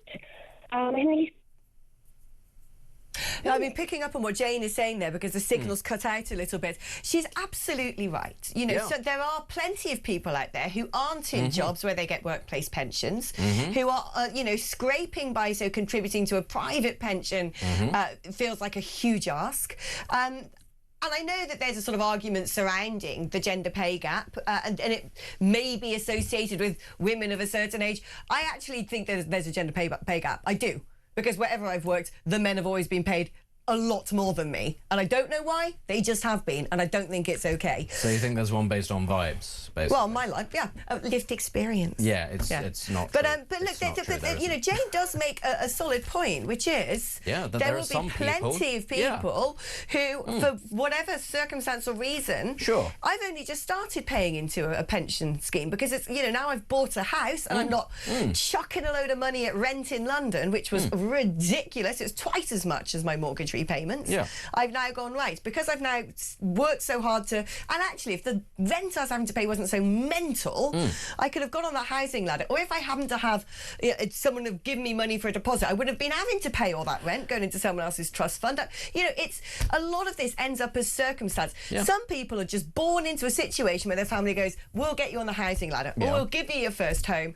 Hurrah, tickety-boo, went life great. Other people have to fight really blimmin' hard. So what's wrong with means testing it? Right, because what we're talking about now is people who were locked out of a system or didn't have the opportunities. Well, that's fine. You're going to means test those people eventually. But actually what we're talking about here are people who have accrued enormous wealth and actually do have the means to look after themselves. Now, there will be lots of people who will say, well, what then is the motivation to work particularly hard when you're younger in life? Because you're going to end up having to fritter it all away. But the point is, you don't live forever. You can't take it all with you. You're going to need to use that money, those assets, for something at some point anyway. And there are all kinds of ways which you can get round, paying taxes on things if you want to. Another big thing, of course, that people will talk about is inheritance tax, which, again, I'm morally very opposed to the idea of inheritance tax, because I don't think the government has the right to tax you having already paid tax on all the other things that you paid in life. I think that should be scrapped. But there are ways of getting around that, ultimately, and it is to do with a bit of pre-planning. And I'm sorry, if you haven't pre-planned,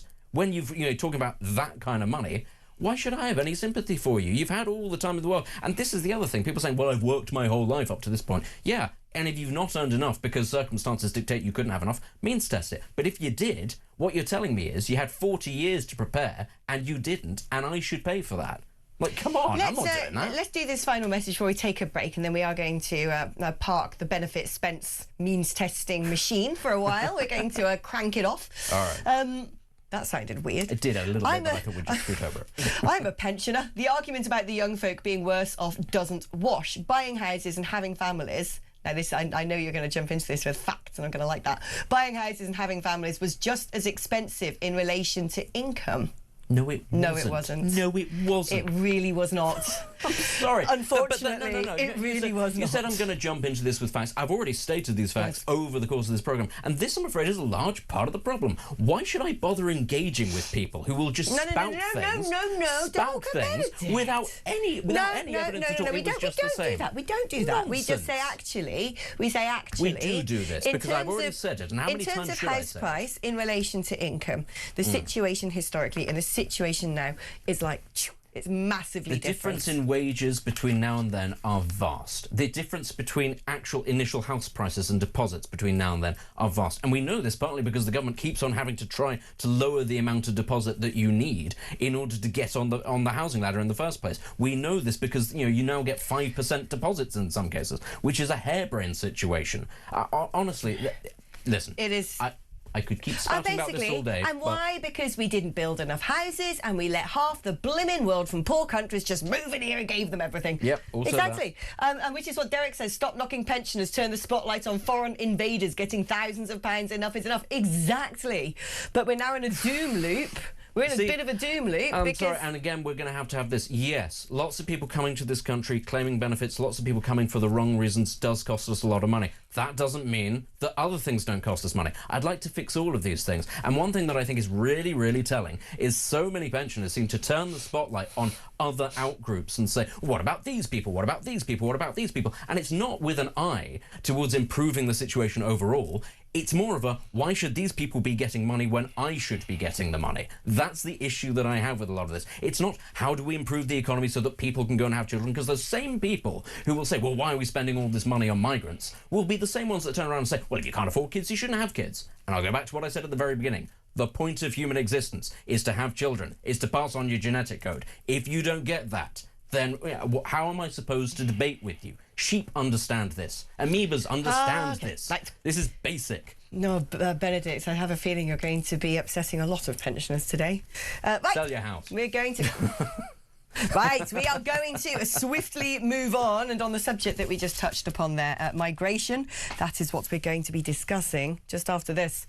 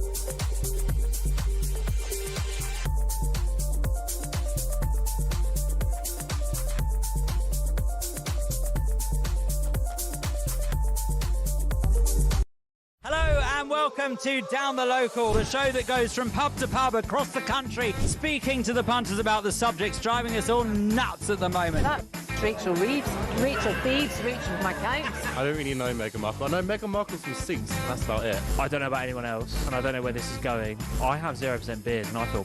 Raising the flag, I think, is symptomatic of this desperation. Is public transport good value for money? No, it isn't. You really don't like speaking to people. It's the UK on DAB+, on YouTube, on your mobile, and on your side. This is Talk. Oh my goodness! It's coming from all directions now. All directions. It's all like, I mean, look, we're talking about means testing because also there will always be an argument over where you set the threshold of means testing. A good friend of mine on X has been saying you can get up to 30 hours free childcare now, so childcare has never been as affordable. Well, that is means tested, so you can get free childcare under a certain level of pay, which I certainly wouldn't be entitled to, and then childcare tends to come in at around 30k a year, and well, that just wouldn't be affordable for many people. So it is, you know, when you start deciding where the lines should be drawn and who should get what and who deserves and who doesn't, it always gets hot under the collar. Dominic. I love it. Is there some weird thing about you that people always call you Dominic, yes, not Benedict? Evil Dominic. That's my alter ego. Yeah. When people get really angry, they like just Jekyll call me and Dominic. Hyde, Yeah, or Benedict exactly. or Dominic. Yes, it's very Catholic Jekyll and Hyde. Yeah. Benedict Every and now and then Tom. I get an Alison or an Alice, but not normally. But you always get Dominic, which frankly doesn't even sound that similar to Benedict. It's a bit of a tell, basically. Yeah, Benedict's theory, sort of Dominic Benedict. Yeah. Well, which one am I? Benedorm's theory on all of this is whether you've been exposed to Catholic culture. At some point in your formative years, so you're more likely to make. You've got to the be slip. careful when you talk about exposure and Catholicism in the Listen, same it could sentence. be worse. My name could be Jeremy Hunt. Now, let us talk about this. French police refused to intercept a migrant small boat headed for the UK in which 2 people died because there were too many people on board. I mean, I just can't understand how, you know, oh, well, that's overloaded. They're all going to fall into the sea. Better not go rescue them. Again, there is a complete lack of total pragmatism. The French are really not pulling their weight. Hadn't we sort of said, right, we're not paying you any more money? And it's like, yes, we are going to pay you more money. Isn't that the state of play that we're at today? Yeah, but I mean, the reality is this whole thing with the small boats crisis, it's not going to stop until we just take people the second that they arrive and put them on a plane and take them back to where they came from. Now, obviously, there are some issues with that because there are a couple of countries with which we don't have great relations or any working relations at all, Afghanistan being one, Iran being another, and they do just happen to be part of the largest cohorts of people coming. But, you know, there are many other countries that people come from that we could just do that and we choose not to. And, yeah, sooner or later, there will come a government. It won't be this government. The government will come along that says, this is nuts. The legal framework by which we actually conduct this doesn't work anymore. It's not fit for purpose. It made sense in the 40s and the 50s when it was people fleeing persecution in Europe, and that was what it was basically set up for. But when you do have people coming from half a world away, and they're coming very specifically because they look at this country and they go, financially, that's for me. This isn't going to work. But also, I think when you know, look at how things could be applied, when you look at all the reasons given for staying, for claiming asylum, extreme poverty could be one. Well, that's probably about 2/3 of the world. Then you get down to things such as persecution if you're LGBTQXYZ. That's about 3/4 of the world in some way criminalises homosexuality. You basically find out that anyone can move to Britain as long as they're just not British. You know, you sort of end up in a situation where anyone can move to Western Europe or the West because they are not from the West. But a large part of the problem with that is, of course, and this goes back to what you were talking about earlier with sort of the be kind attitude, is how on earth do you ascertain this sort of thing? If somebody just rocks up and says, yes, I'm gay, well, the culture in this country is not to say prove it, because obviously it's, you know, kind of not the easiest thing to prove exactly, or not the politest thing, but then the framework is just, okay, come on through. Another very good example is people saying that they're Christians. You know, that people are coached to say, oh, I'm a Christian and I'm persecuted in my country, when they're very clearly not. And a part of the problem with that is, of course, Christian organisations in this country, and indeed the Church of England, actively helping people with that. I mean, it's I would call that deeply immoral. When you go down to, you know, I've got a specific medical condition that my country doesn't help me manage, or I am gay, or I live in extreme poverty, or there's a regime in my country that persecutes people, or there's conflict or war. I mean, you basically do end up with everywhere but the West. Extreme poverty is also such a difficult one to ascertain because, of course, everywhere relative to the UK, I say everywhere, lots of places relative to the UK would be classified as being in poverty, but it is all relative. You know, you spent a lot of time across many parts of the world, Africa, Asia. Man, people are living it large in Africa, I'm telling you that. What we would consider poverty is a middle-class existence in many parts of Africa. They're not struggling. They're not, dying at age 30 or anything like that. This perception that a lot of Westerners have of the developing world, that it is actually hell on earth and people die like that, it's not true. But this is the other thing. Let's use the Alex speculative facts machine, which is, I'm sure that there's, like Nigeria happens to be one of the highest per capita procurers of champagne. There are people in Nigeria who are living a hellish existence in extreme poverty. Of course there are. But moving everybody from the non-West to the West doesn't solve the problems of the non-West. In fact, it goes the opposite direction. Let's speak now about this and bring it back domestically, because apparently ministers are now working with Labour MPs behind the scenes to water down Shabana Mahmood's proposed immigration reforms. She unveiled changes last year that would make it harder for migrants to permanently settle in Britain. So this is all about indefinite leave to remain. Previously, after 5 years, you could apply for indefinite leave to remain, which would allow you to live, work and claim benefits in the UK permanently. Now, she announced last year that she wants this doubled to 10 years, but also wants it to be applied retrospectively to the people who arrived since 2021, the so-called Boris wave. And unsurprisingly, Labour backbenchers don't want her to do this. Benedict. Sorry, people don't want to. Sorry, just. Oh, never mind. He was playing on his phone. Well, I thought you were going to a guest because it says in the running order that they were going to a guest. But yeah, well, no, but that's lawless Britain. We moved segments. Oh, we did. Around. I momentarily don't you look at the paper? So, eyes on. I'm sorry. I was eyes looking. On the head I was mistress. looking. No, I was looking at people on Twitter now messaging me about pensions. He's basically having to sort of. I haven't even tweeted about it this morning, and my phone was vibrating. Reverberating. No, say it again. Very quickly. Is it fair to apply the rules of extending indefinite leave to remain to 10 years retrospectively to make sure that people who came over in the Boris wave of course, don't suddenly say, this year we've been here 5 years, we want to stay, we want to claim benefits, we're British now? Fairness doesn't come into it. It's unaffordable, the whole thing with the Boris wave. The sheer amount of money that we'll end up spending, again, people will get very angry about this, and I'll say, listen, I'm on your side because this takes away from people who have worked and do actually need things like pensions. I don't actually think everybody should lose their pension, contrary to reports, but this is the sort of thing that will take away from that. A large number of the people who came over as part of the Boris wave, they are middle-aged. They're in their 40s, some are in their 50s. They will literally never be able to pay into the system, that system that everybody says that they've all paid into. Well, these people are unable to do that because the time will not allow it to happen. They bring over dependents as well once they're here. They also take from the system. It's a massive financial black hole. So no, we should be changing the rules about these people. And, go back to what we were saying earlier with the previous caller, I believe it was Malcolm. Actually, it's fine for governments to change the rules afterwards because they've always done it. You might not like it, but that does actually mean it can work in your favour as well. If a government is going to change the rules one way, it means you can change them the other way as well. Very quickly. Sure. Immigration judges using AI in rulings. So basically, they're using AI tools to draft up skeleton judgments, and they have the approval to ask chatbots to check their decisions.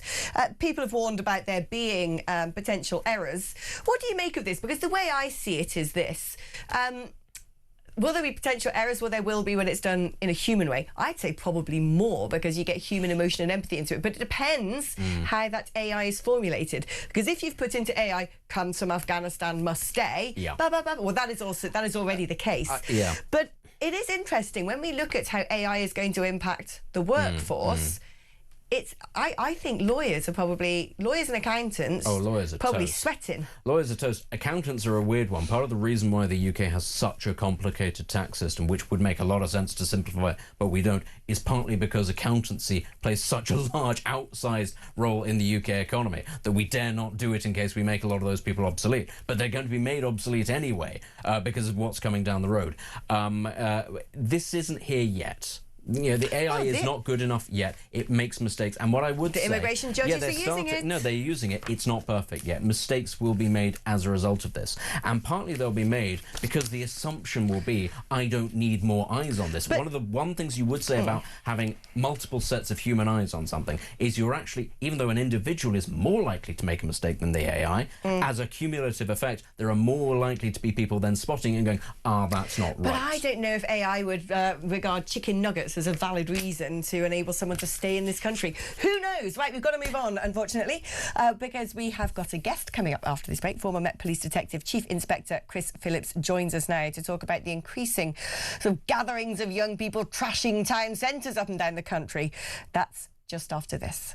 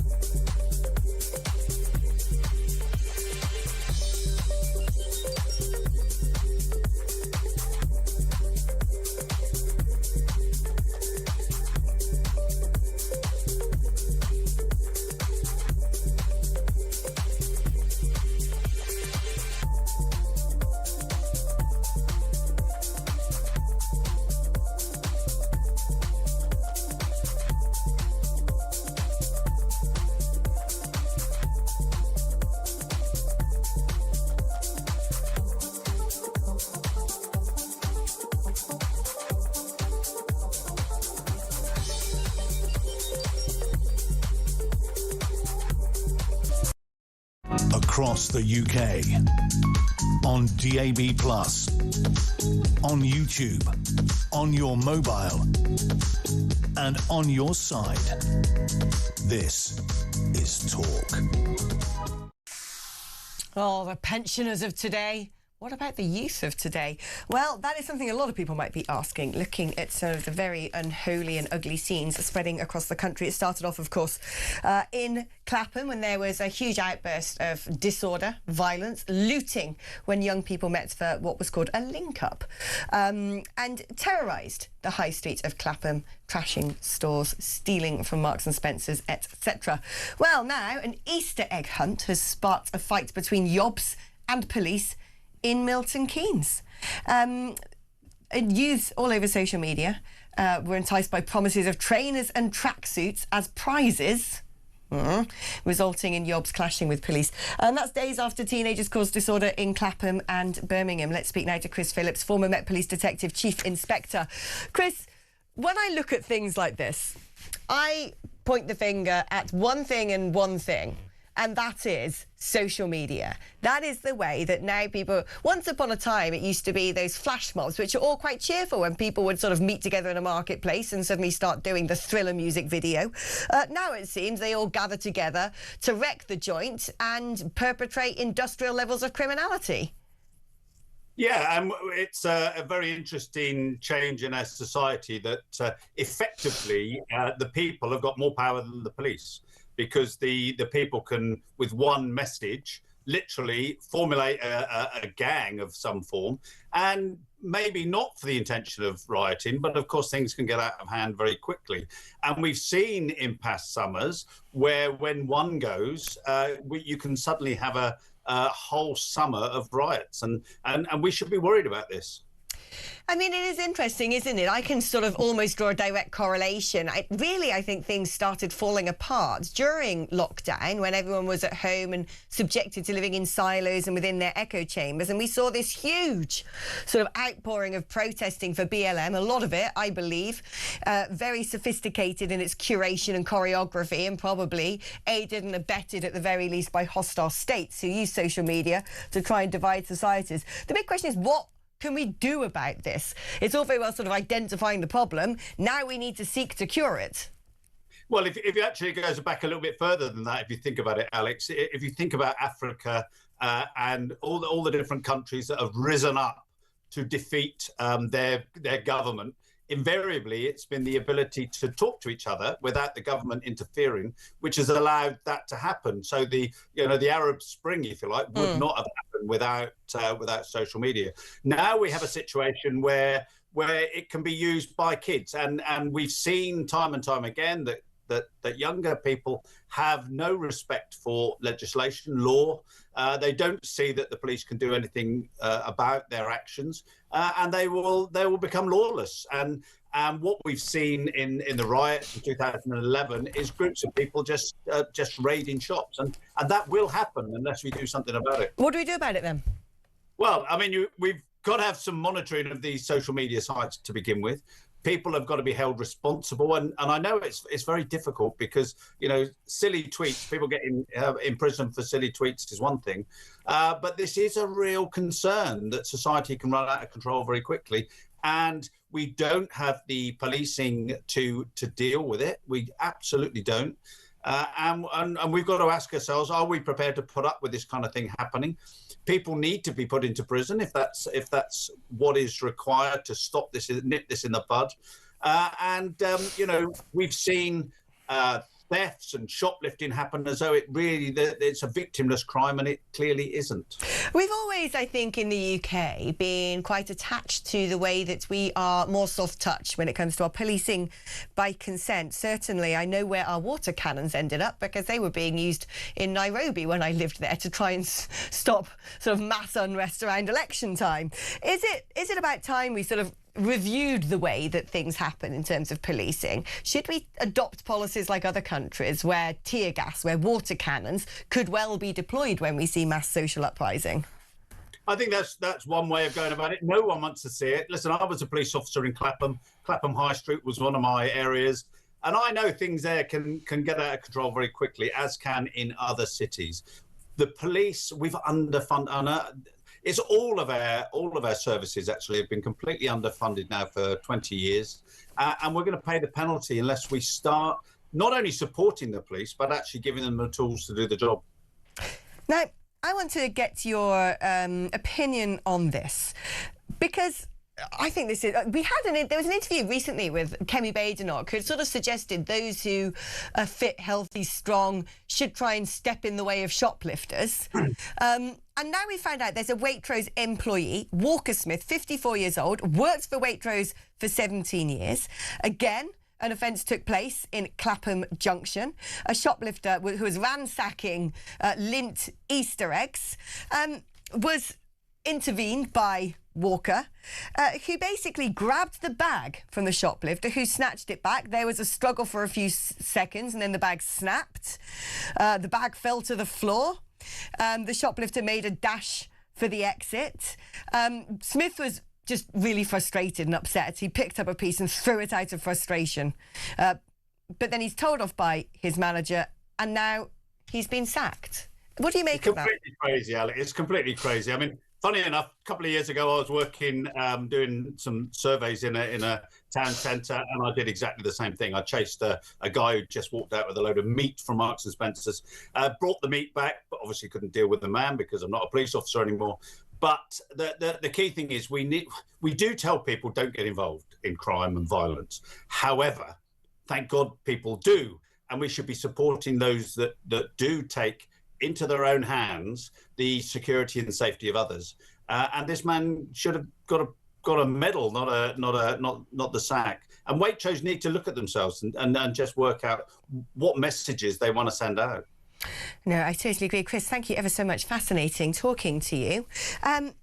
What do you make of all of this in terms of, I want to go back especially. There's one thing about people trying to intercept people committing crimes. Yeah. I don't know, I reckon I'd probably do it. I remember once standing in Marks and Spencer myself and someone was running out and I could tell they were shoplifting and I tried to sort of cartoon-style put my foot out to trip them up. Wasn't successful. But I wouldn't exactly go and rugby tackle someone to the floor. But more pressingly, where we're seeing these sort of flash riots, let's call them, spreading by social media. We saw a crackdown on this, didn't we, after, Southport, where people were then put in prison for saying unpleasant things on X. We've now got a situation where feral youths are being corralled and coordinated, or doing it to one another, to go and commit acts of criminality. Yeah. What is the solution to this? They do it for entertainment because they know that there aren't going to be serious consequences for them, and that is downstream of people, well, I say people, but authorities, be that the police or be it security guards, not intervening to stop petty levels of crime. Look, you and I are both in London. I have been in situations, I was in a cafe a couple of months back where a friend was pickpocketed in the cafe, and the staff did nothing, but they said that they recognised the person because they were in there 2 or 3 times a day doing exactly that. I've been in situations, I was in West Hampstead, I think, a couple of weeks back, where I saw a thief being apprehended by a security guard, and members of the public intervening to get the security guard to let the person go. Oh, for God's sake, not that. Yeah, it's honestly, it's farcical. The situation that we've allowed basic crime to get to. And when you're in that situation, and you combine that with, frankly, pretty absentee parenting in a lot of cases. So you've got young children who understand there are little to no consequences for their actions, so that if they break into a shop in Clapham, or, I don't know, a sportswear shop on Oxford Street, or whatever it is, they aren't going to get into major trouble with this. There are no consequences. Well, of course they're going to behave that way. Teenagers, especially, look to push boundaries. That's something that's, pretty well documented that they look to do. Even the well-brought-up ones do. So when you put all of these kind of teenagers into this kind of vortex and say, off you go, film it for social media, all of that, there'll be no consequences at all. Do you know, Why should we expect beginning it to think be any social media is just gross. I think it brings out the worst in humanity. Narcissism, lack of accountability. Are you talking about the infidelity. pensioners replying to me on Twitter It's right all now? those pensioners, yeah, they're terrible people with their selfies in Dubai.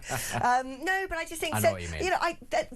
there's a lot of good things about social media, a lot of pleasure that can be drawn out of it. Like when someone says, they write a story about my milkman did this wonderful thing, and then it goes viral and everyone clubs together to buy the milkman a holiday or something. There are examples where social media brings out the best of humanity, but I think on balance, I actually think it brings out the worst, and I think it's messing with people's heads. I got this thing where I organise all my apps on my phone into little boxes and give them a title.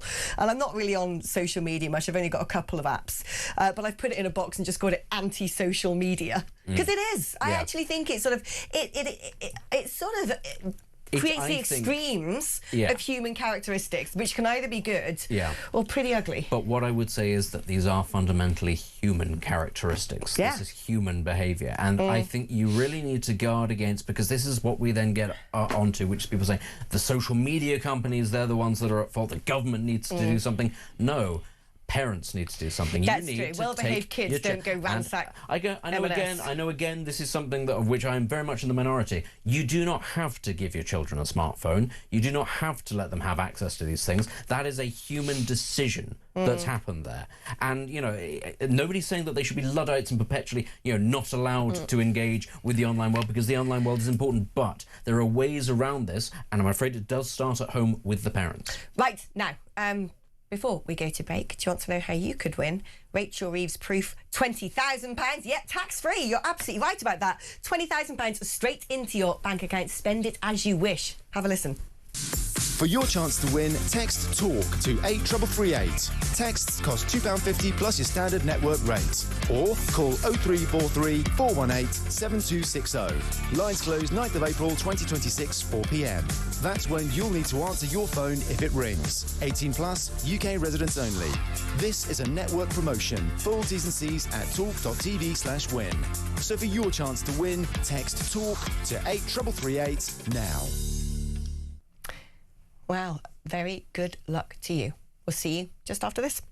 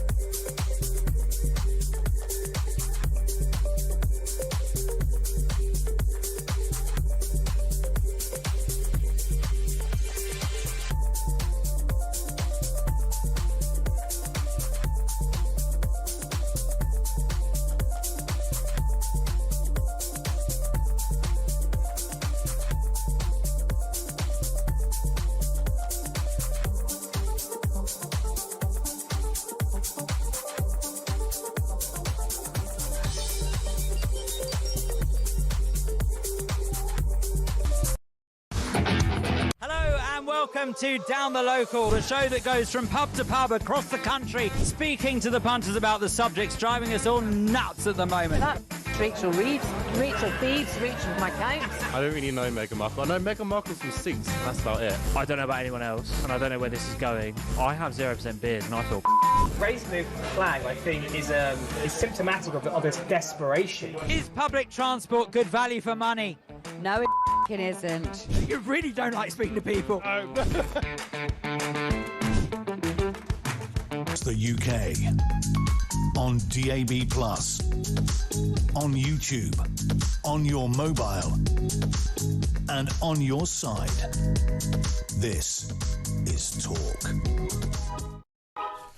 Hello, welcome back. Well, war is still raging in Iran, and Israel continues itself to be bombarding. I've got many friends there and I'm receiving lots of video messages as to what's going on. Let's catch up with a very good friend of mine, Fleur Hassan-Naoum, Israeli Foreign Minister, Special Envoy and former Deputy Mayor of Jerusalem. Fleur, how are you doing, my darling? Hi, Alex. Well, last night we were woken up at 3 o'clock with a pre-alarm that didn't then develop into a full alarm. But unfortunately, in Haifa, in the north of the country, they weren't so lucky. A building was basically knocked down and a family of 4 killed. Yeah, I mean, it's obviously because it's Western journalism. We're not talking much about how Israel is still being continuously battered by Iran. How are things by and large? What is the mood in Israel? Well, the mood is resilient but exhausted because, as you know, we've had 2 years of war before this war. We've been attacked by Iran over the 2024 twice. We had a war in 2025 with Iran and now another one. And so, yeah, people are tired, people with small kids, the kids aren't in school frameworks, and it's exhausting for parents with young kids. You can't travel, so it's not like you can go out and have a bit of a respite because the flights are very limited and they're limited in amount of people that can leave and be at the airport at the same time in case there's rocket attacks. So, you know, Israelis are strong people. We know this is for the good, not just of our country and the region, but for humanity. We know we're fighting that war that our generation needs to fight with the biggest evil that exists in the world right now. Unfortunately, we're also fighting a war in Lebanon, and the Houthis started attacking us over the last week. So at the moment, there's 3 jihadi regimes attacking Israel simultaneously. Is by and large the mood in the country, though, supportive of what Netanyahu is doing? Absolutely. The mood is supportive. Like I said, people are exhausted, but the mood is supportive because, you know, I've got a friend of mine who's a young man soldier, and he said to me, I'm going to fight Lebanon now because my father was there 30 years ago and I don't want my children to be there. Hezbollah is a very toxic Islamic Republic regime proxy that has essentially occupied beautiful country of Lebanon and made their lives a misery and our lives a misery. Let's talk about something going on in the United Kingdom now. Kanye West is due to be coming over here to perform. Sir Keir Starmer, the Prime Minister, has been urged to block his visa. This is in the aftermath of West releasing a song called Heil Hitler, as well as various swastika emblazoned T-shirts for sale on his website. The Prime Minister said it's deeply concerning that the US rapper has been booked to headline a London music festival, despite his history of anti-Semitism. He is due to headline the Wireless Festival in Finsbury Park, famous for a mosque, can I just say? That's in North London, July the 10th to 12th.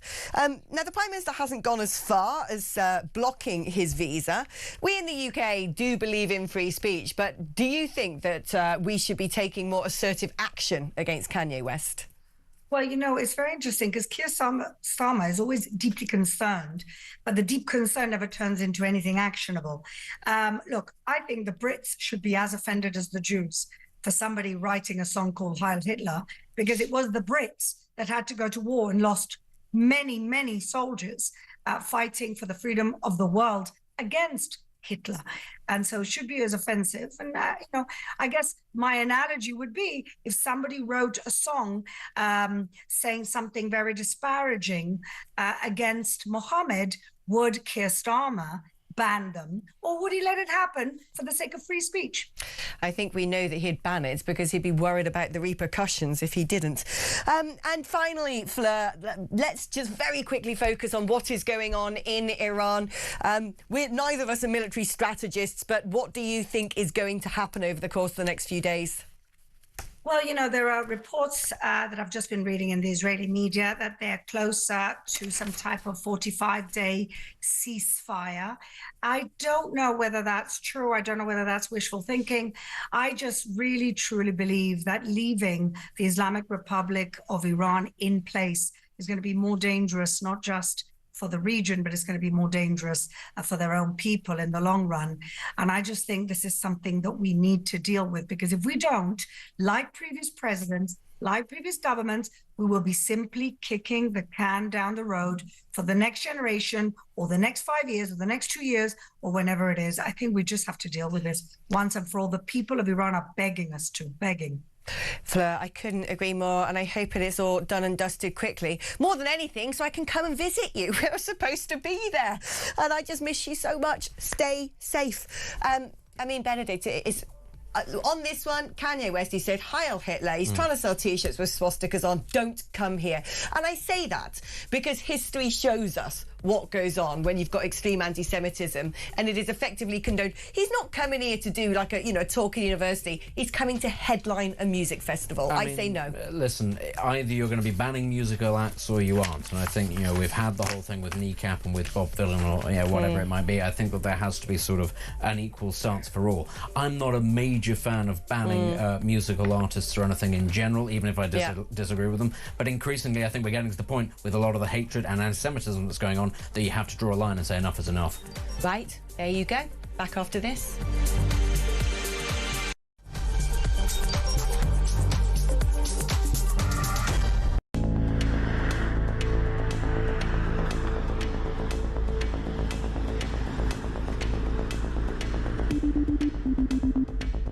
Fancy returning to the front line as Foreign Secretary? I am going to return.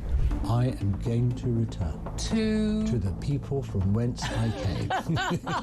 Hello, I'm Peter Mandelson, and I'm proud to serve as His Majesty's British Ambassador to the United States of America. I feel a tremendous sense, a profound sense of sympathy for those people, those women who suffered as a result of his behaviour and his illegal criminal activities. And secondly, I regret very, very deeply indeed carrying on that association with him for far longer than I should have done. The ambassador has repeatedly expressed his deep regret for his association with him. He's right to do so.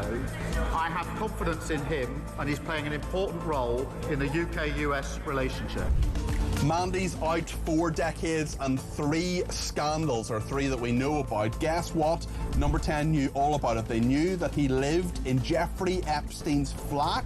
Mandelson resigned from the Labour Party late last night over the allegation of a $75,000 set of payments to him from Epstein while he was business secretary, $10,000 to his now husband, a photo of him in his pants. This isn't just bad form. There are strong arguments here for him to be facing investigation over misconduct in public office. I knew of his association with Epstein, but had I known then what I know now, I'd have never appointed him. Breaking news that Lord Mandelson, Peter Mandelson, has now been arrested. So Mandy and Andy have now both had their collars felt. This is the establishment, the British establishment on trial. Came to us around about 5 o'clock when we learned that we saw footage. Across the UK, on DAB+, on YouTube, on your mobile, and on your side. This is Talk.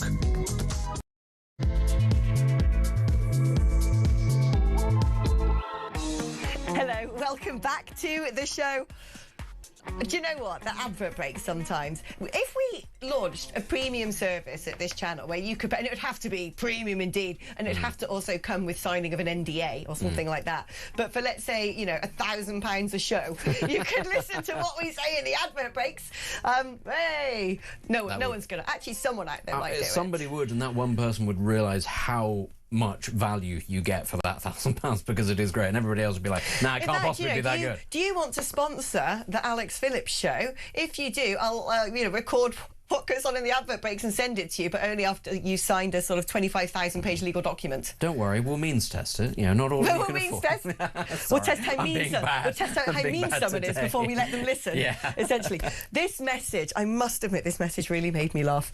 I like dark humour. Big fan.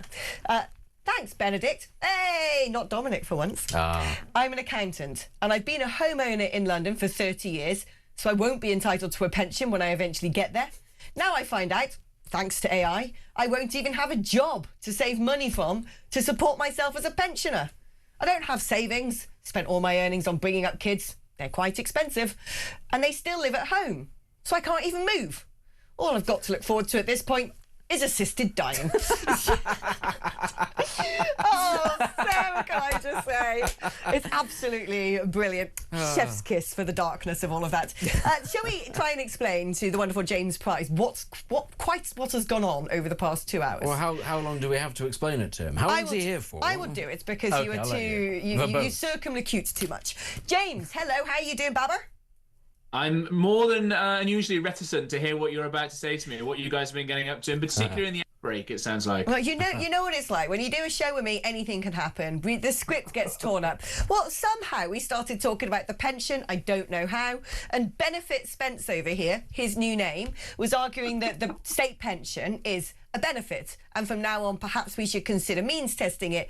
It has ruffled a lot of feathers, James. So what I want to know is, I want to find out from the Price is Right, that's you, where you stand on all of this. Should we in future, given that the state subsidises the state pension, say to people, the 3.1 million pensioners who live in households worth over £1 million, which makes up 27% of pensioners, believe it or not, should we be saying to them, do you know what? If you've got a private pension, if you've got a big old leafy mansion, you ain't getting the state pension. Is that fair? I think it is fair. I think I'll join Benefit Spence there on the barricades, being attacked and losing all the good political capital that I may have built up over the last few years. We've got a couple of massive problems in this country, and most of them are around our economic situation, some cultural ones too. But on the raw economics of it, we now have a situation where more money is being spent on the welfare system and benefits and all the rest of it than we receive in income tax. This is terrifying. When we talk about the actual state of our public sector net debt, I think we're over something like £3 trillion that are owed, but that doesn't include the unfunded future pension liabilities, both for the public sector pension, the fact that if you're a civil servant or what have you, you get a whacking great pension headed your way that has not been invested in any way, shape or form over the course of those people's lives, nor is it factoring in the state pension. And when you factor these in, so by unfunded liability, I mean we don't know where we're going to get the money from in the future to pay these pensions. It rises the real debt of the country to something like £12 trillion. That's something like a third of America's overall debt, which is just extraordinary, right? And unlike some other countries, I'm not an expert, I think the Germans are quite good at this, and some others, where their pensions are invested. So you tax somebody some money and saying, right, we're going to put this away into a pension fund and you're going to get it back one day. We don't do that, but we pretend as a state, as a government, as though we do, and we work out a formula of some money that goes in and say, right, well, we're pretending that we've invested this money and it will get pumped out at the other end in the form of pensions, state pensions or public sector pensions in particular on this, and work out a number that the market very rarely manages to actually achieve when you invest that money. This is all a long way of saying that for decades now we have been totally swindled by all the parties in this sort of giant Ponzi scheme. We've got no way of working out how we're going to pay for any of this stuff, and there's no economic growth to coming along the horizon to fix any of that at the moment. So unfortunately we are a very poor country in all sorts of ways, and we've been masquerading as a rich one for too long. It's interesting. Bob sent a message saying, I agree with Benedict about means testing pensions, but we have to leave out house valuations and just use income. That would unfortunately reduce the benefits to the government's purse dramatically. But forcing pensioners with small incomes to downsize to live is not right. I mean, this is something else that we've been discussing, James. You and I are both in a very similar situation because we've both bought our first houses this year, just down the road from one another because we're sound. But it's taken us an awfully long time, hasn't it? And one thing that we've been arguing, Benedict and I, is, you know, previous generations had the ability to get a house more proportionate to their income. Sometimes they didn't even have to put down a deposit, and that house valuation's probably, you know, potentially tripled in the time that they've been alive. And so they've sort of won an accidental lottery, which has had a very negative impact on the rest of us. Should we be sort of, you know, Bob here says we mustn't look at the value of properties, but look instead at the value of income. Would you say that actually maybe, because this ties in with the mansion tax that Rachel Reeves is also wanting to bring in, where if you own a house over, is it 2 million, 3 million, you have to start paying an extra amount per year, £2,500, I think it is, which then goes up with every extra £2 million your house is worth. Do we need to start considering people who have, you know, just due to the system, have massively lucked out when it comes to properties? Yeah, you set this up really well. You have this big intergenerational debate, don't you, of older people saying, if you just tighten your belts and stop having so many avocado toast lunches, you'd be able to afford a house too and all this stuff. And I don't want to get the exact numbers because I might get them wrong a little bit. But basically, since about 1990 or so, the relationship between average salaries and average house prices, which was pegged at something like, it's like an average house was like 3 years worth of salary, something like that. That has now massively changed because salaries haven't raised nearly as much. And as you say, exactly, house prices have gone up absolutely massively because we've not built enough houses, and partly because of, you know, high levels of immigration as well. We shouldn't forget that element of it. But so these things have been totally divorced, and people can just sit in a house and you could do very well for yourself, and yet you still make more from the theoretical increase in value of your house than from working every day that God gives you. Now, I'm a very firm believer in private property, and one of the main reasons for a state to exist is that people club together. You can read John Locke in this, or Hobbes or someone, is that people bandy together to protect their private property rights from people going in and just stealing them because they're stronger. So I don't like the idea whereby Labour are doing, where if you've got a big house and you're a retired person, you're going to have the pips squeezed and squeezed until you are forced to sell that house before you want to. That doesn't strike me as right, but at the same time, we've made it very difficult for younger people to get onto that ladder. So how about something like you abolish stamp duty, which is a terrible tax anyway. It stops people being able to get into right size, whether they want a bigger house or a smaller house, stops you from being able to downsize. And you abolish inheritance tax as well. So people aren't so nearly concerned about trying to fiddle around with it. Oh, am I going to live 7 years long enough to pass this on to my children, or a massive tax when I die? It's just a deeply evil and wicked and immoral thing, and the Tories should have banned it when they threatened to many years ago. If you got rid of stamp duty and you got rid of inheritance tax, the market then gets a lot less gummed up. Maybe your parents transfer their house into their children's name without worrying about it, so the family property can stay and you can pass something on. You know, there are things you can do like that, but then start changing various other rules as well to try and make it easier for people to get houses and for wealth to be taxed in a reasonable manner. Of course, the other thing to do, which is almost impossible, if you reduce spending, then you can afford tax cuts like that, and you don't need to tax people in already all the horrendous ways that you currently do. And spending is at just absolutely eye-watering levels. Politicians think they're being generous. I expect we might talk about welfare in a second. But remember, it's very, very easy to be generous when it's other people's money, not your own. Well, this is it. It's interesting. This show has almost become, you know, us versus them. The three relative youngsters versus the audience. The intergenerational battle, because all of us are saying the same things. The three of us, without sort of discussing it beforehand, and avocados keep coming up. But here are some statistics for you. So 3.137 million people over the age of 65 live in millionaire households. Household wealth is over £1 million. 3.1 million. That is 27% of pensioners. The number of older people living in millionaire households has quadrupled in the last 10 years. And this is a very startling statistic, which Benedict had pulled out from this report, which is since 2010, a typical median older couple has seen their wealth increase from under 400,000 to over 700,000. It is, there is and it says, this report also says intergenerational wealth divide has increased sharply. So it is a topic of conversation. And all I can say to anyone listening is, unfortunately, it's going to be the three of us who'll be part of the next government, probably. So, there you are. You might have to, start getting in line with what we think about these things.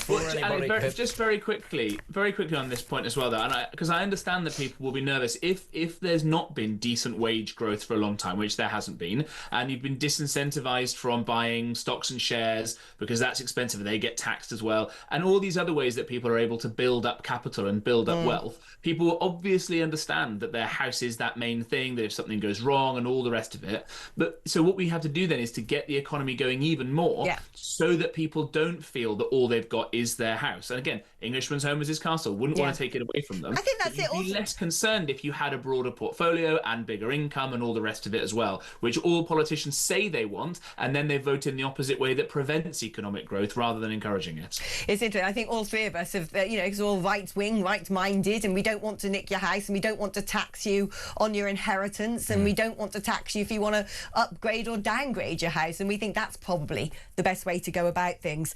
But let's talk now about another way that we should be going about things, which is when it comes to the lift of the two-child benefit cap, which comes into force tomorrow. Jobless families on benefits will get, on average, a £6,000 boost, but a tax bomb is going to hit, well, you, me, and Benedict. What do you make of this, James? Because I know that you're a big pro-natalist.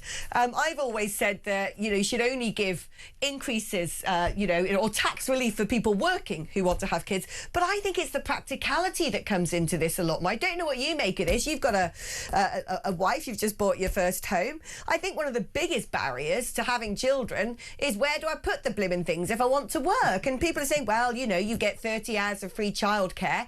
Well, if you're combined income, I think, is over 100,000, which in a strange way isn't a great amount of money. You don't get it, and then if you don't get it, you're probably looking at nursery costs of up to £30,000 a year in some cases. Yeah, exactly right. Having children is incredibly expensive. I've been running some of the numbers. First of all, you've got to get all the kits. You've got to have the space as well, as you say, childcare, all the rest of it is all, it all adds up in a big way, especially if you're working and you're being taxed more than anyone has ever been taxed since at least the Second World War, probably going to get higher still and still and still because of labour. That makes it very, very expensive, makes people put off doing it until they're older and the time is right, quote unquote. And obviously the older you get, the trickier it is, all these sorts of problems. Meanwhile, what Labour are saying is, if you can't afford to look after your own children beyond the two already, then the taxpayer will help you. So let's be really, really clear. At the moment, the system in place is that you can, as a couple who are not working or not working enough to make ends meet, the state will, through the taxpayers, everybody listening to this who are working or has ever worked or pays tax in any way, the state will help you to look after your own children up to 2 children, which is about, I think, probably more than the average of our fertility rate at the moment. So you can't afford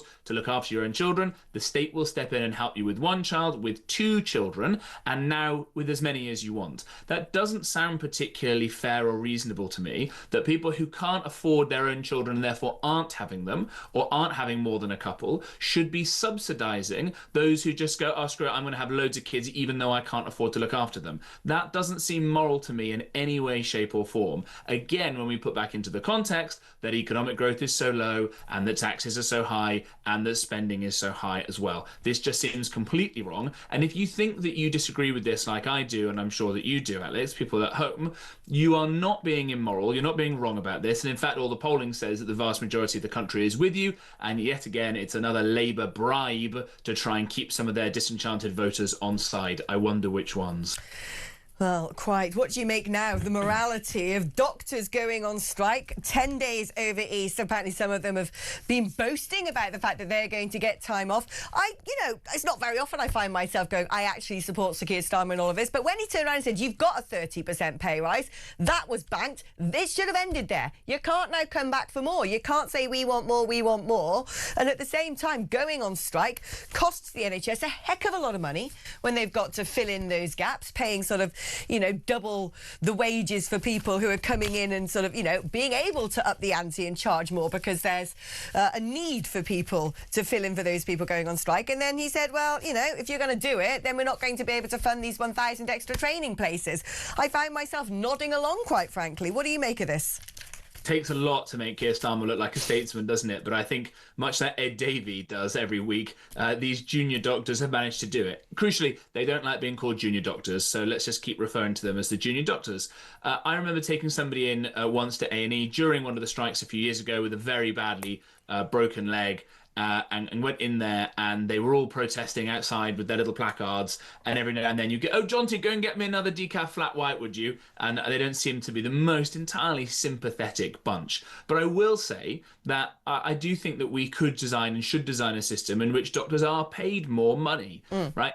For no other reason than market forces around the world are taking our best and brightest doctors away. We pay to train these people up, and then after a few years of their kind of junior residency, the Australians will go, oh, bloody hell, mate, we can get them over because they are able to pay them a lot more and they get highly trained doctors. What do? We then fill them in with doctors from third world countries where all the statistics show that people from those parts of the world where we're getting the doctors imported into Britain now cause more medical negligence claims and more problems like that.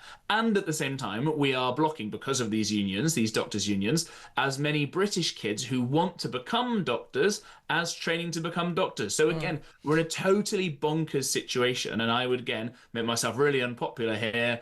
I would blame the NHS system for this. Not the doctors or the nurses, blame it. But the system. If you can't have those market forces in there, don't be surprised when someone goes, well, hang on a minute, I'm just leaving, because you don't have the discipline that markets provide in saying you don't need to have quite as many stupid middle managers or such a rubbish procurement policy here, there or somewhere else. And if you fix a lot of those problems, then you'd be able to afford better pay for the doctors to stay here, train up more British doctors, have fewer foreign doctors coming in and causing more medical negligence claims. You'd have a better system, but we can't have that with the NHS as it's currently constituted. I mean, this is the madness. Union, see? Yeah, this is the madness. You have these junior doctors, members of the BMA et al, sort of standing outside their placards. They go, don't privatise the NHS. And then they go, we want to be paid more money, so we're going to move to countries where they've privatised healthcare. It's just like, what do you want from us? The government should not be... I mean, the NHS is just, giant sort of communist system attached to a government with no cash money, it seems to me. Finally, James... Kanye West, you and I both, and Benedict here, we're both free speech mercenaries. We don't like censorship. We don't like banning things. I think I'm probably a little bit more ban-centric than you guys. But Kanye West, OK, Starmer's been urged to block his visa because he's coming over to Britain not to do some sort of speech at the Oxford Union. He was doing that and wanted to try and explain why he thinks creating a song called Heil Hitler and selling T-shirts with swastikas on is a good idea. Bring him over. Let him stand on a soapbox and explain publicly. That I would allow him to do. But he's here to headline the Wireless Festival taking place in Finsbury Park, which has a reputation already for a particular place of worship. When it comes to this, and when we look at what's going on in the country today and the horrific echoes of 1930s Germany, I find myself going, no, you're not welcome, go away. I don't know, am I being too stringent? I mean, first of all, I think it's a tragedy. I may look like a kind of tuft and Bufton, old fuddy-duddy young fogey. I think Kanye West in his prime was probably the greatest musical artist of the 21st century. The guy is a genius, and like so many other geniuses, is clearly a very tortured soul. I think he is quite clearly, very mentally ill. I think he's had all of his teeth pulled out and replaced with metal grills. He's had quite public breakdowns in all kinds of ways, and this looks like another manifestation of it. So I hope this problem goes away by his friends and family managing to section him and give him the help he so clearly needs. Because he didn't seem to be a kind of mad anti-Semite when he was making these amazing albums and winning Grammys and all the rest of it. And now he's on one of these sort of horrendous mental health episodes, seems to have come up with all these awful things that he's saying.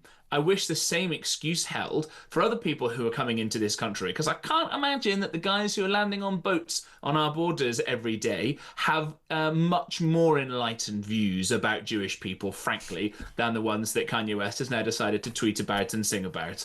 So if we're going to stop Kanye West from coming in, maybe we should also do a cursory check of some of the guys who are getting in on small boats and see if they have particularly enlightened views or not. I mean, Benedict, I'm going to bring you into this because because I am not one to say ban this, ban that, but I was horrified by Bob Vylan, horrified by Kneecap. Yeah. The problem I have with Kanye West is we've got to a stage now where anti-Semites are hugely emboldened. They're going about saying what they like, just freely, openly, online, to one another, on the bus, attacking people in public. And the likelihood is, as James was saying, Kanye West seems to be a sandwich short of a picnic right now. If he comes over and headlines the Wireless Festival filled with young people, this is a big event in Finsbury Park, which is quite multiculti. What is the betting? He's going to stand on stage, and because he's an attention seeker, is going to start shouting something like Heil Hitler. The whole crowd will go along with it, think it's funny, think it's fine. Yeah. We are not, this isn't just a little bit, oh, that's unpleasant, that's a bit insulting. The same way that we crack down heavily on the N-word, the way I see this is more dangerous. This is more dangerous because we're having Jewish ambulances set fire to, we're having attacks on Jewish people. This isn't, fun and games and insult and offence. I can see this blowing up into something which makes a lot of young people get in a mindset reminiscent of the masses during the time that Hitler actually did live. As I said earlier, I'm not a big fan of censoring art, and sadly that means lots of really bad art gets through as well. But I do think that there comes a point where you sort of say, listen, in the post-Second World War Europe, post-Holocaust Europe, we have decided that opposition to anti-Semitism and tolerance, certainly towards certain minorities, the Jews being sort of the foremost amongst that, is vital to any sense of national culture and also state legitimacy. Well, if that's the case, then you have to draw a line when it comes to things like anti-Semitism. And I don't think it's enough simply to say, okay, no access to Kanye West or anything like that, because sort of as James was pointing out there, we seem to have really gotten on board with the idea of importing people from parts of the world where they have incredibly medieval attitudes towards Jewish people. So, you can't just ban Kanye West and say, okay, that's it, we've done what we need to do. It needs to be a much more aggressive approach to it. But I do think one it's thing fine. I disagree. One thing I disagree with Benedict about there, just very briefly, is to stand up for medieval attitudes, because Magna Carta has got specific protections for Jewish people written into it because of the way that King John went after them. Well, why did even in the 1200s, need to be though? It's because they were pervasive, they were everywhere, and they did carry on even after the signing of the Magna Carta. Jews were expelled from this country. So whilst that's right, of course, as a point of fact, it didn't actually do them a whole deal of good in the sort of the medium term. I say obviously long term. Now they are accepted back into society, and they are under threat again. And what I would say is I have no interest in tolerating people from parts of the world where they do still hold those views from being in this country at all. And that means their free speech as well, I'm sorry. I just think it's also about the two-tierism, isn't it? Because if it happened to be some sort of white rapper who shouted about Muhammad, he would not be coming to the UK to headline a festival. We all know it. James, thank you ever so much. My favourite neighbour. Well, he's not quite my neighbour. He's next few villages along. No, you're going to cause another fight. Your other neighbours are going to be sat there listening, going, hang on. He's not one of the inner posse. He's not in the Privy Council. He's in the Privy Council, but he's not in the immediate. Now you're having to qualify. Not in the immediate neighbourhood, but he is my favourite wider neighbourhood neighbour. Yeah, he is. I'm not ashamed to say it. I love this. You're going to have to jump through so many hoops. But it's fine. It's fine. Listen, you fight your neighbours if you want to. I'll fight the pensioners. It's all fine with me. And I think you're going to have to do that because we've got callers coming up just after this. If you want to join the conversation, the number is 03444 99 1000. It is your normal network rate. There's still time to send a WhatsApp as well using that number. If you'd rather send a text message, it's 87222. Write the word talk before you text. Back in a second.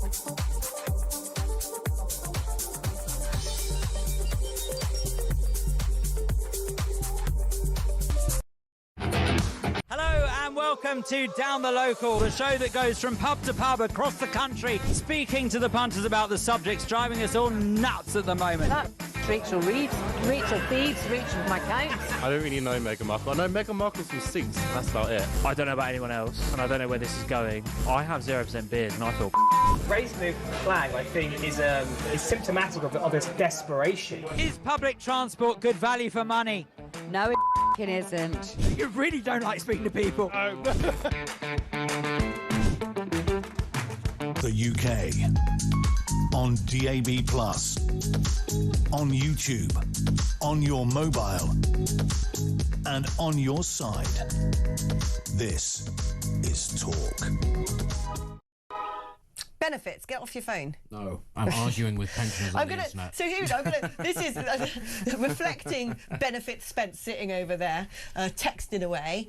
Great show, Alex. Youngsters today don't want to put up going without. You all want new phones, having your nails done, and all the modern gadgets. Do you know how many avocados you'd need to eat to get the amount for the average deposit on our house? No. Do you want to know? Do you know? 70,000 avocados. 70,000 avocados. Do you know how many Ryanair flights you'd need to take? We're talking about all the holidays that we go on. How many Ryanair flights it would to get the average deposit?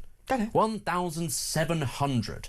These people are talking. You couldn't even do that in a lifetime. Yeah, you can't do these things in a lifetime. I just want to pick apart something, because there isn't us versus them in a way, but we love you, by the way. It's not against you, but we just want to correct a few perceptions you may have about our generation. So Joe from Norfolk says, you all want new phones, having nails done, and all modern gadgets. Hold on. Park that for a second. When I had my first home, my mortgage rate was the highest it's been. We lived off baked beans and sat in deck chairs for 2 years and borrowed family furniture. We had no holidays. We worked hard, overtime, 2 jobs each. You guys all want to live in expensive London. You can go to cheaper places in the UK. You all have choices. Us oldies with a home paid for us worked from it. Stop painting us as millionaires and selfish. You choose to work in London. OK, right. Let's break some of this down. This is from the same generation of people who don't want remote work. I know. Let's just not have a mobile phone. There you go. Let's see how we long in the modern economy marketplace by just not having a phone. You kind of have to. Secondly, having nails done. Well, OK, this is shellac. I'm pretty sure in the 1960s, people spent a lot of money on backcombing, hairspray, mini skirts, records, your LPs, your young kids buying all them LPs. The things people did to get their hands on nylon tights. Do we just forget about that? You know, the things that people buy that are trendy might have changed, basically.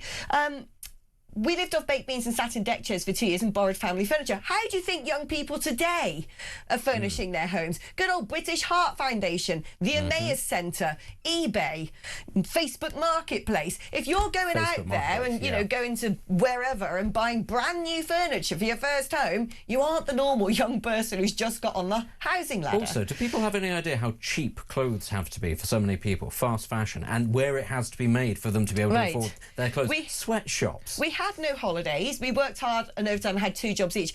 Well, you probably did have some holidays. I'm going to suggest some people, might not be you personally, but the difference now is when you were young, there weren't Ryanair flights. To get on an aeroplane and go abroad was really a luxury only for the privileged few. So things have changed globally, and so now you can potentially get a flight for 15 quid, and it's cheaper to do that, by and large, than to try and stay at home. So I don't think that is any different. You want to live in expensive London. No, we don't. No, we don't. I moved out because it's too expensive and I kept getting groped. You can go to cheaper places in the UK nowadays because of Zoom and still work. Well, yes, I have gone to a cheaper place, but guess what? I have to be in London to do this job. But can I also just say, on that, I just think it's really important to say, Nigel Farage has come out and said that he wants more people to go back to the offices. You know, this is a lot of the people calling and texting in, they are going to be reform voters. Please try and square that circle for me. You want people to go back to the offices, but you want us to live in rural Norfolk. You chose to work in London. No, I chose to have a career, and it happens that the vast majority, when you get to a professional level, the vast majority of certain professions are based in London. Do you know, maybe I should get on the phone to Rupert Murdoch and go, all right, Rupert, I've got an idea, son. I don't know you, but here's a call from out the blue. Have you ever thought about moving Talk Towers to Norfolk? I have a feeling he'd be like, that wouldn't make sense because the Houses of Parliament are there, because Heathrow Airport's there, because, you know, all the world is based around the capital city. So, you know, when you say you chose to work in London, it's because we've got to a certain level of our professions that it's been necessitated. So, you know, this whole idea that we're just living it large, choosing to live in London, eating all the avocados, going on holiday. People put this stuff all over Instagram, but they're saddos. It's not reality. When people are taking photos of their brunch and their nails with all the filters and their sort of, you know, view of a balcony, the likelihood is that balcony is on some sort of horrible, godforsaken communist-era hotel in some horrible part of a Balearic island that costs them £5 a day to stay in. They've just made it look better than it is. Right. Shall we do some calls in the us versus them? Go for it. It isn't us versus you guys. It isn't. We just want to work together. We want you to understand us. Let's speak to Peter in Liverpool. Hi, Peter. Hi. It's about what Benedict said on pensions. Yeah, go for it. It sounds like a good old Labour policy, that to means test pensions, and the policy of jealousy when you're talking about people with millionaires living in £1 million houses. I am jealous. Yeah, but before you were talking about people on benefits earning as much as people who are working. Yeah, I'm jealous of them as well. Being a yeah, but this Labour government, this sounds exactly like their kind of policy. Let's go for the easy picking. If you want to hit somebody, hit the politicians. They've stopped you buying a house. Oh, no, I know that. No, I don't blame you guys for lucking out on having a house that's now worth 5 times more than it used to be or whatever, and being able to buy it in the first place because as a percentage of your annual income it was far more affordable. But it doesn't stop me from being jealous because I don't have access to that. Benedict, what's your thoughts? Well, listen, a house is an asset. I know that there are lots of people who like to think that it's not, but it is, and that is a large part of how a modern economy, certainly the British economy, goes. Let's say, hypothetically, you're a working-age person and you have children and you lose your job. OK, you might go on the dole. The dole is worth a certain amount of money and you'll get other benefits for your children, but it's probably not going to keep you treading water if you've been working for a specific amount of time and your costs are a certain amount, your outgoings. So if you have assets, say a home, you can't work, you need money, what do? You want to try and find ways to monetize it so that you have the thing you invested in releases the equity, releases the cash. What's wrong with that? And then applying the same thing to a pensioner who many of whom will have bought the house with an eye on it being the investment, being an nest egg, being the security, being the fail-safe. Why is it that they are protected when they have the asset? And this is the hypothetical that I'm talking about with working age people selling their assets. Most of them do not even have those assets. They can't do it in the first place, and they'll never be able to afford it. So what is the problem here? Why is it just homeowners and pensioners that are told, you're always told when you buy something the value of your investment can go up as well as down. It is not a simple thing where you buy it and it's yours in perpetuity. If the circumstances change, I would have thought the point of an asset is to then be able to monetize it, so you have the money to use. And let's say if things do change, why shouldn't you monetize it? Let's say us young people fell on hard times, and would you say, well, you should sell that expensive phone of yours if you've not got enough money? They do. This is the thing. I don't know if any of the people listening to this have heard of vintage. The amount of business that goes through young women eBay, who Facebook Marketplace, sell their stuff and have to keep doing it to keep their sort of income levels up. This idea that everybody's got all of these nice things in perpetuity, they don't. They're not hoarders. They don't have the space to hoard as much as anything else. These are huge businesses, places like eBay, Facebook Marketplace and vintage, because of the sheer number of people who then resell things because that's the only option they have. And the huge number of people buying them because it's much cheaper than buying it brand new. Exactly. Very interesting points. Right, OK, we're going to have to love you and leave you, Peter, because we've got to take a break. But thank you ever so much for your call. We just want to be understood, don't we? I would just like a situation where if everybody is being told you have to put, you have to put your shoulder to the whatever it is, a pedal to the metal, or, I'm mixing my metaphors here. We're all being told that we all need to pull our weight a little bit more. Everybody's being told that. And yet it never actually works out that way. It's just the working age middle classes who are told, oh, actually, you're the ones that are going to have to pay. And they're the ones that you want to sort of embolden. You want to try and get them to get, as James Price was saying, you need them for growth, for the economy, to pay for these things in the first place. If you hamstring them, well, that's the thing. What options that's the have thing. you got? When it comes to you and say, well, it's mine. Why should I have to give it up? I've worked all my life. I think some of us of our sort of age are going, we are being taxed so much. We can't get on the housing ladder. We can't do anything. It was so much easier for our parents. And then every time, everyone goes, mine.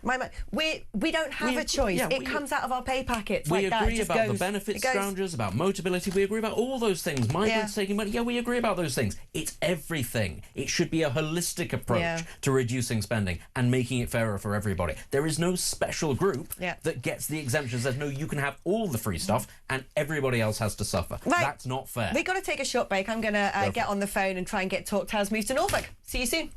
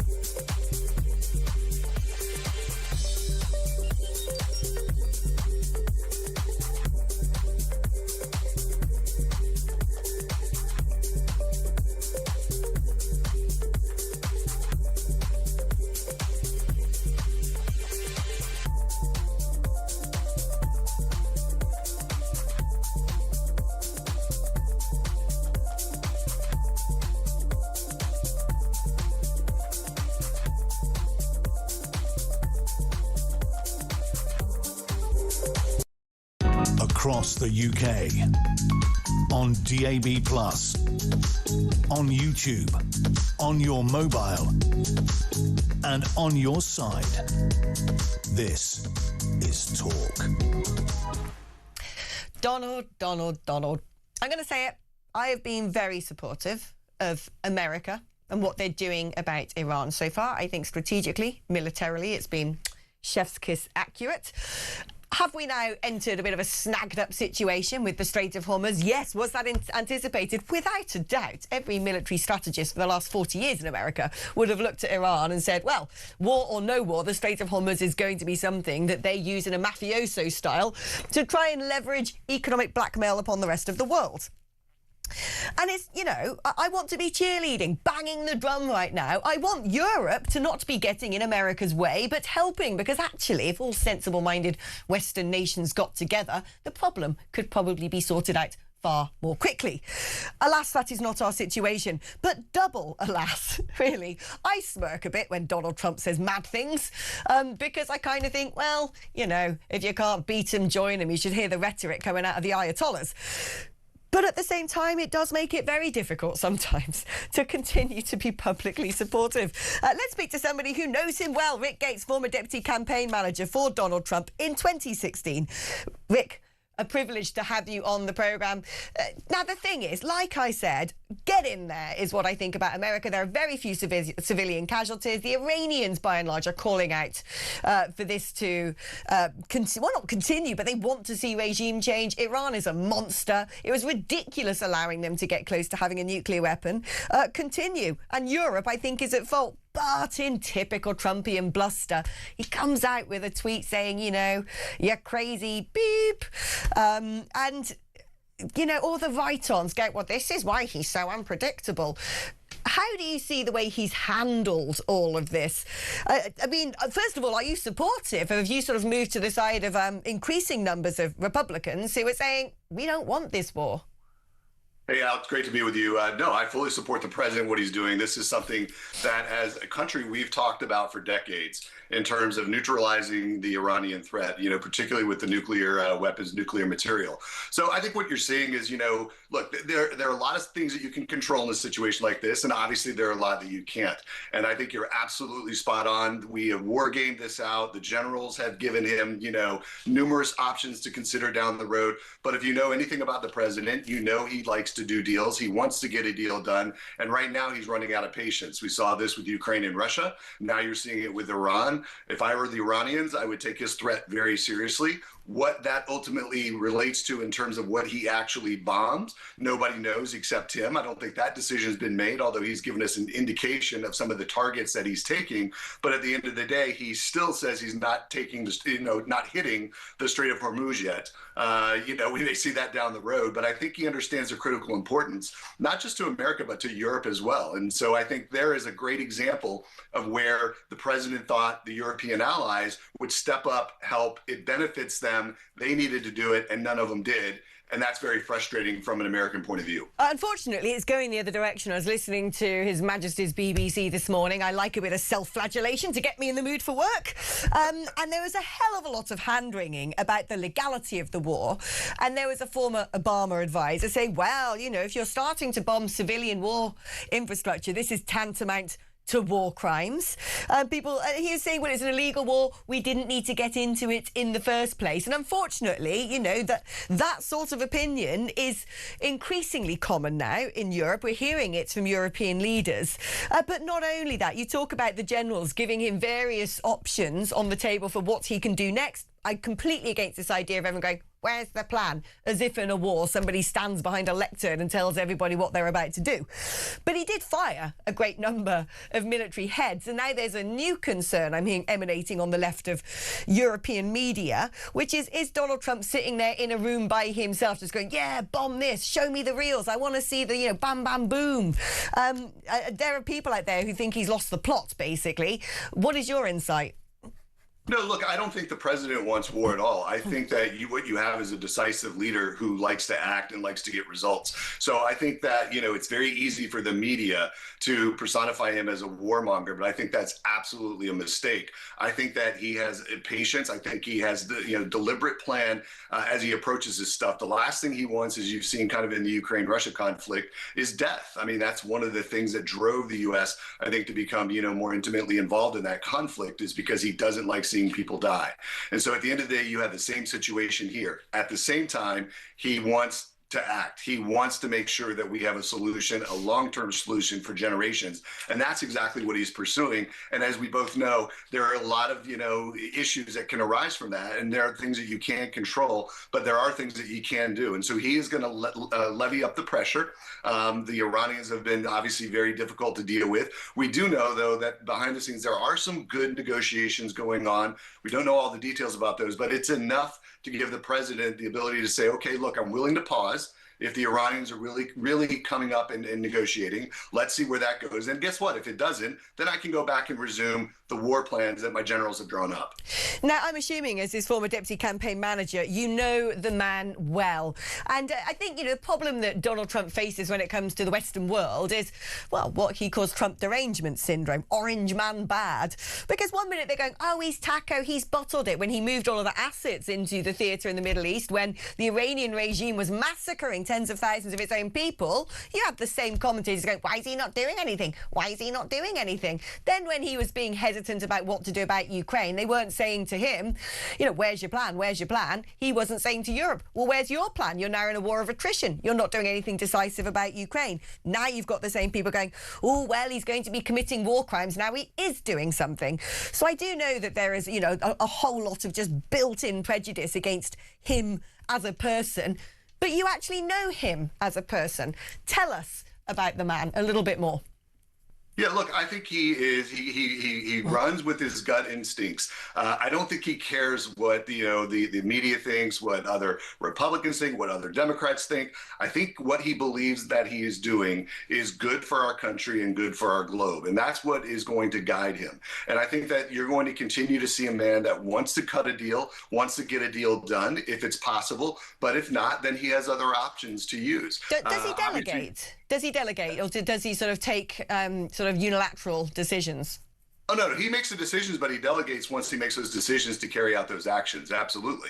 And I think that like a typical CEO, he has a lot of people under him that he would, have report directly to him. Unlike a typical government structure where it's very layered, very bureaucratic, President Trump has cut through a lot of that. And he'll call the communications director, he'll call the deputy, press secretary directly if he feels it's warranted. And we all got a dose of that throughout the time, working with him. So he's very hands-on, he's very involved, and he's very direct. He doesn't like a lot of layers, he doesn't like a lot of bureaucracy. And I think that's what throws people, is how fast he does things and how authentically he does things. And so I think when those two combinations of kind of character and value traits, you see a much different president than obviously what you've ever seen in traditional American politics. Fascinating insights. Rick, it's been a privilege and a pleasure. Rick Gates, their former deputy campaign manager for Donald Trump. Right, before we go to advertisements, here's how you could win £20,000 completely tax-free.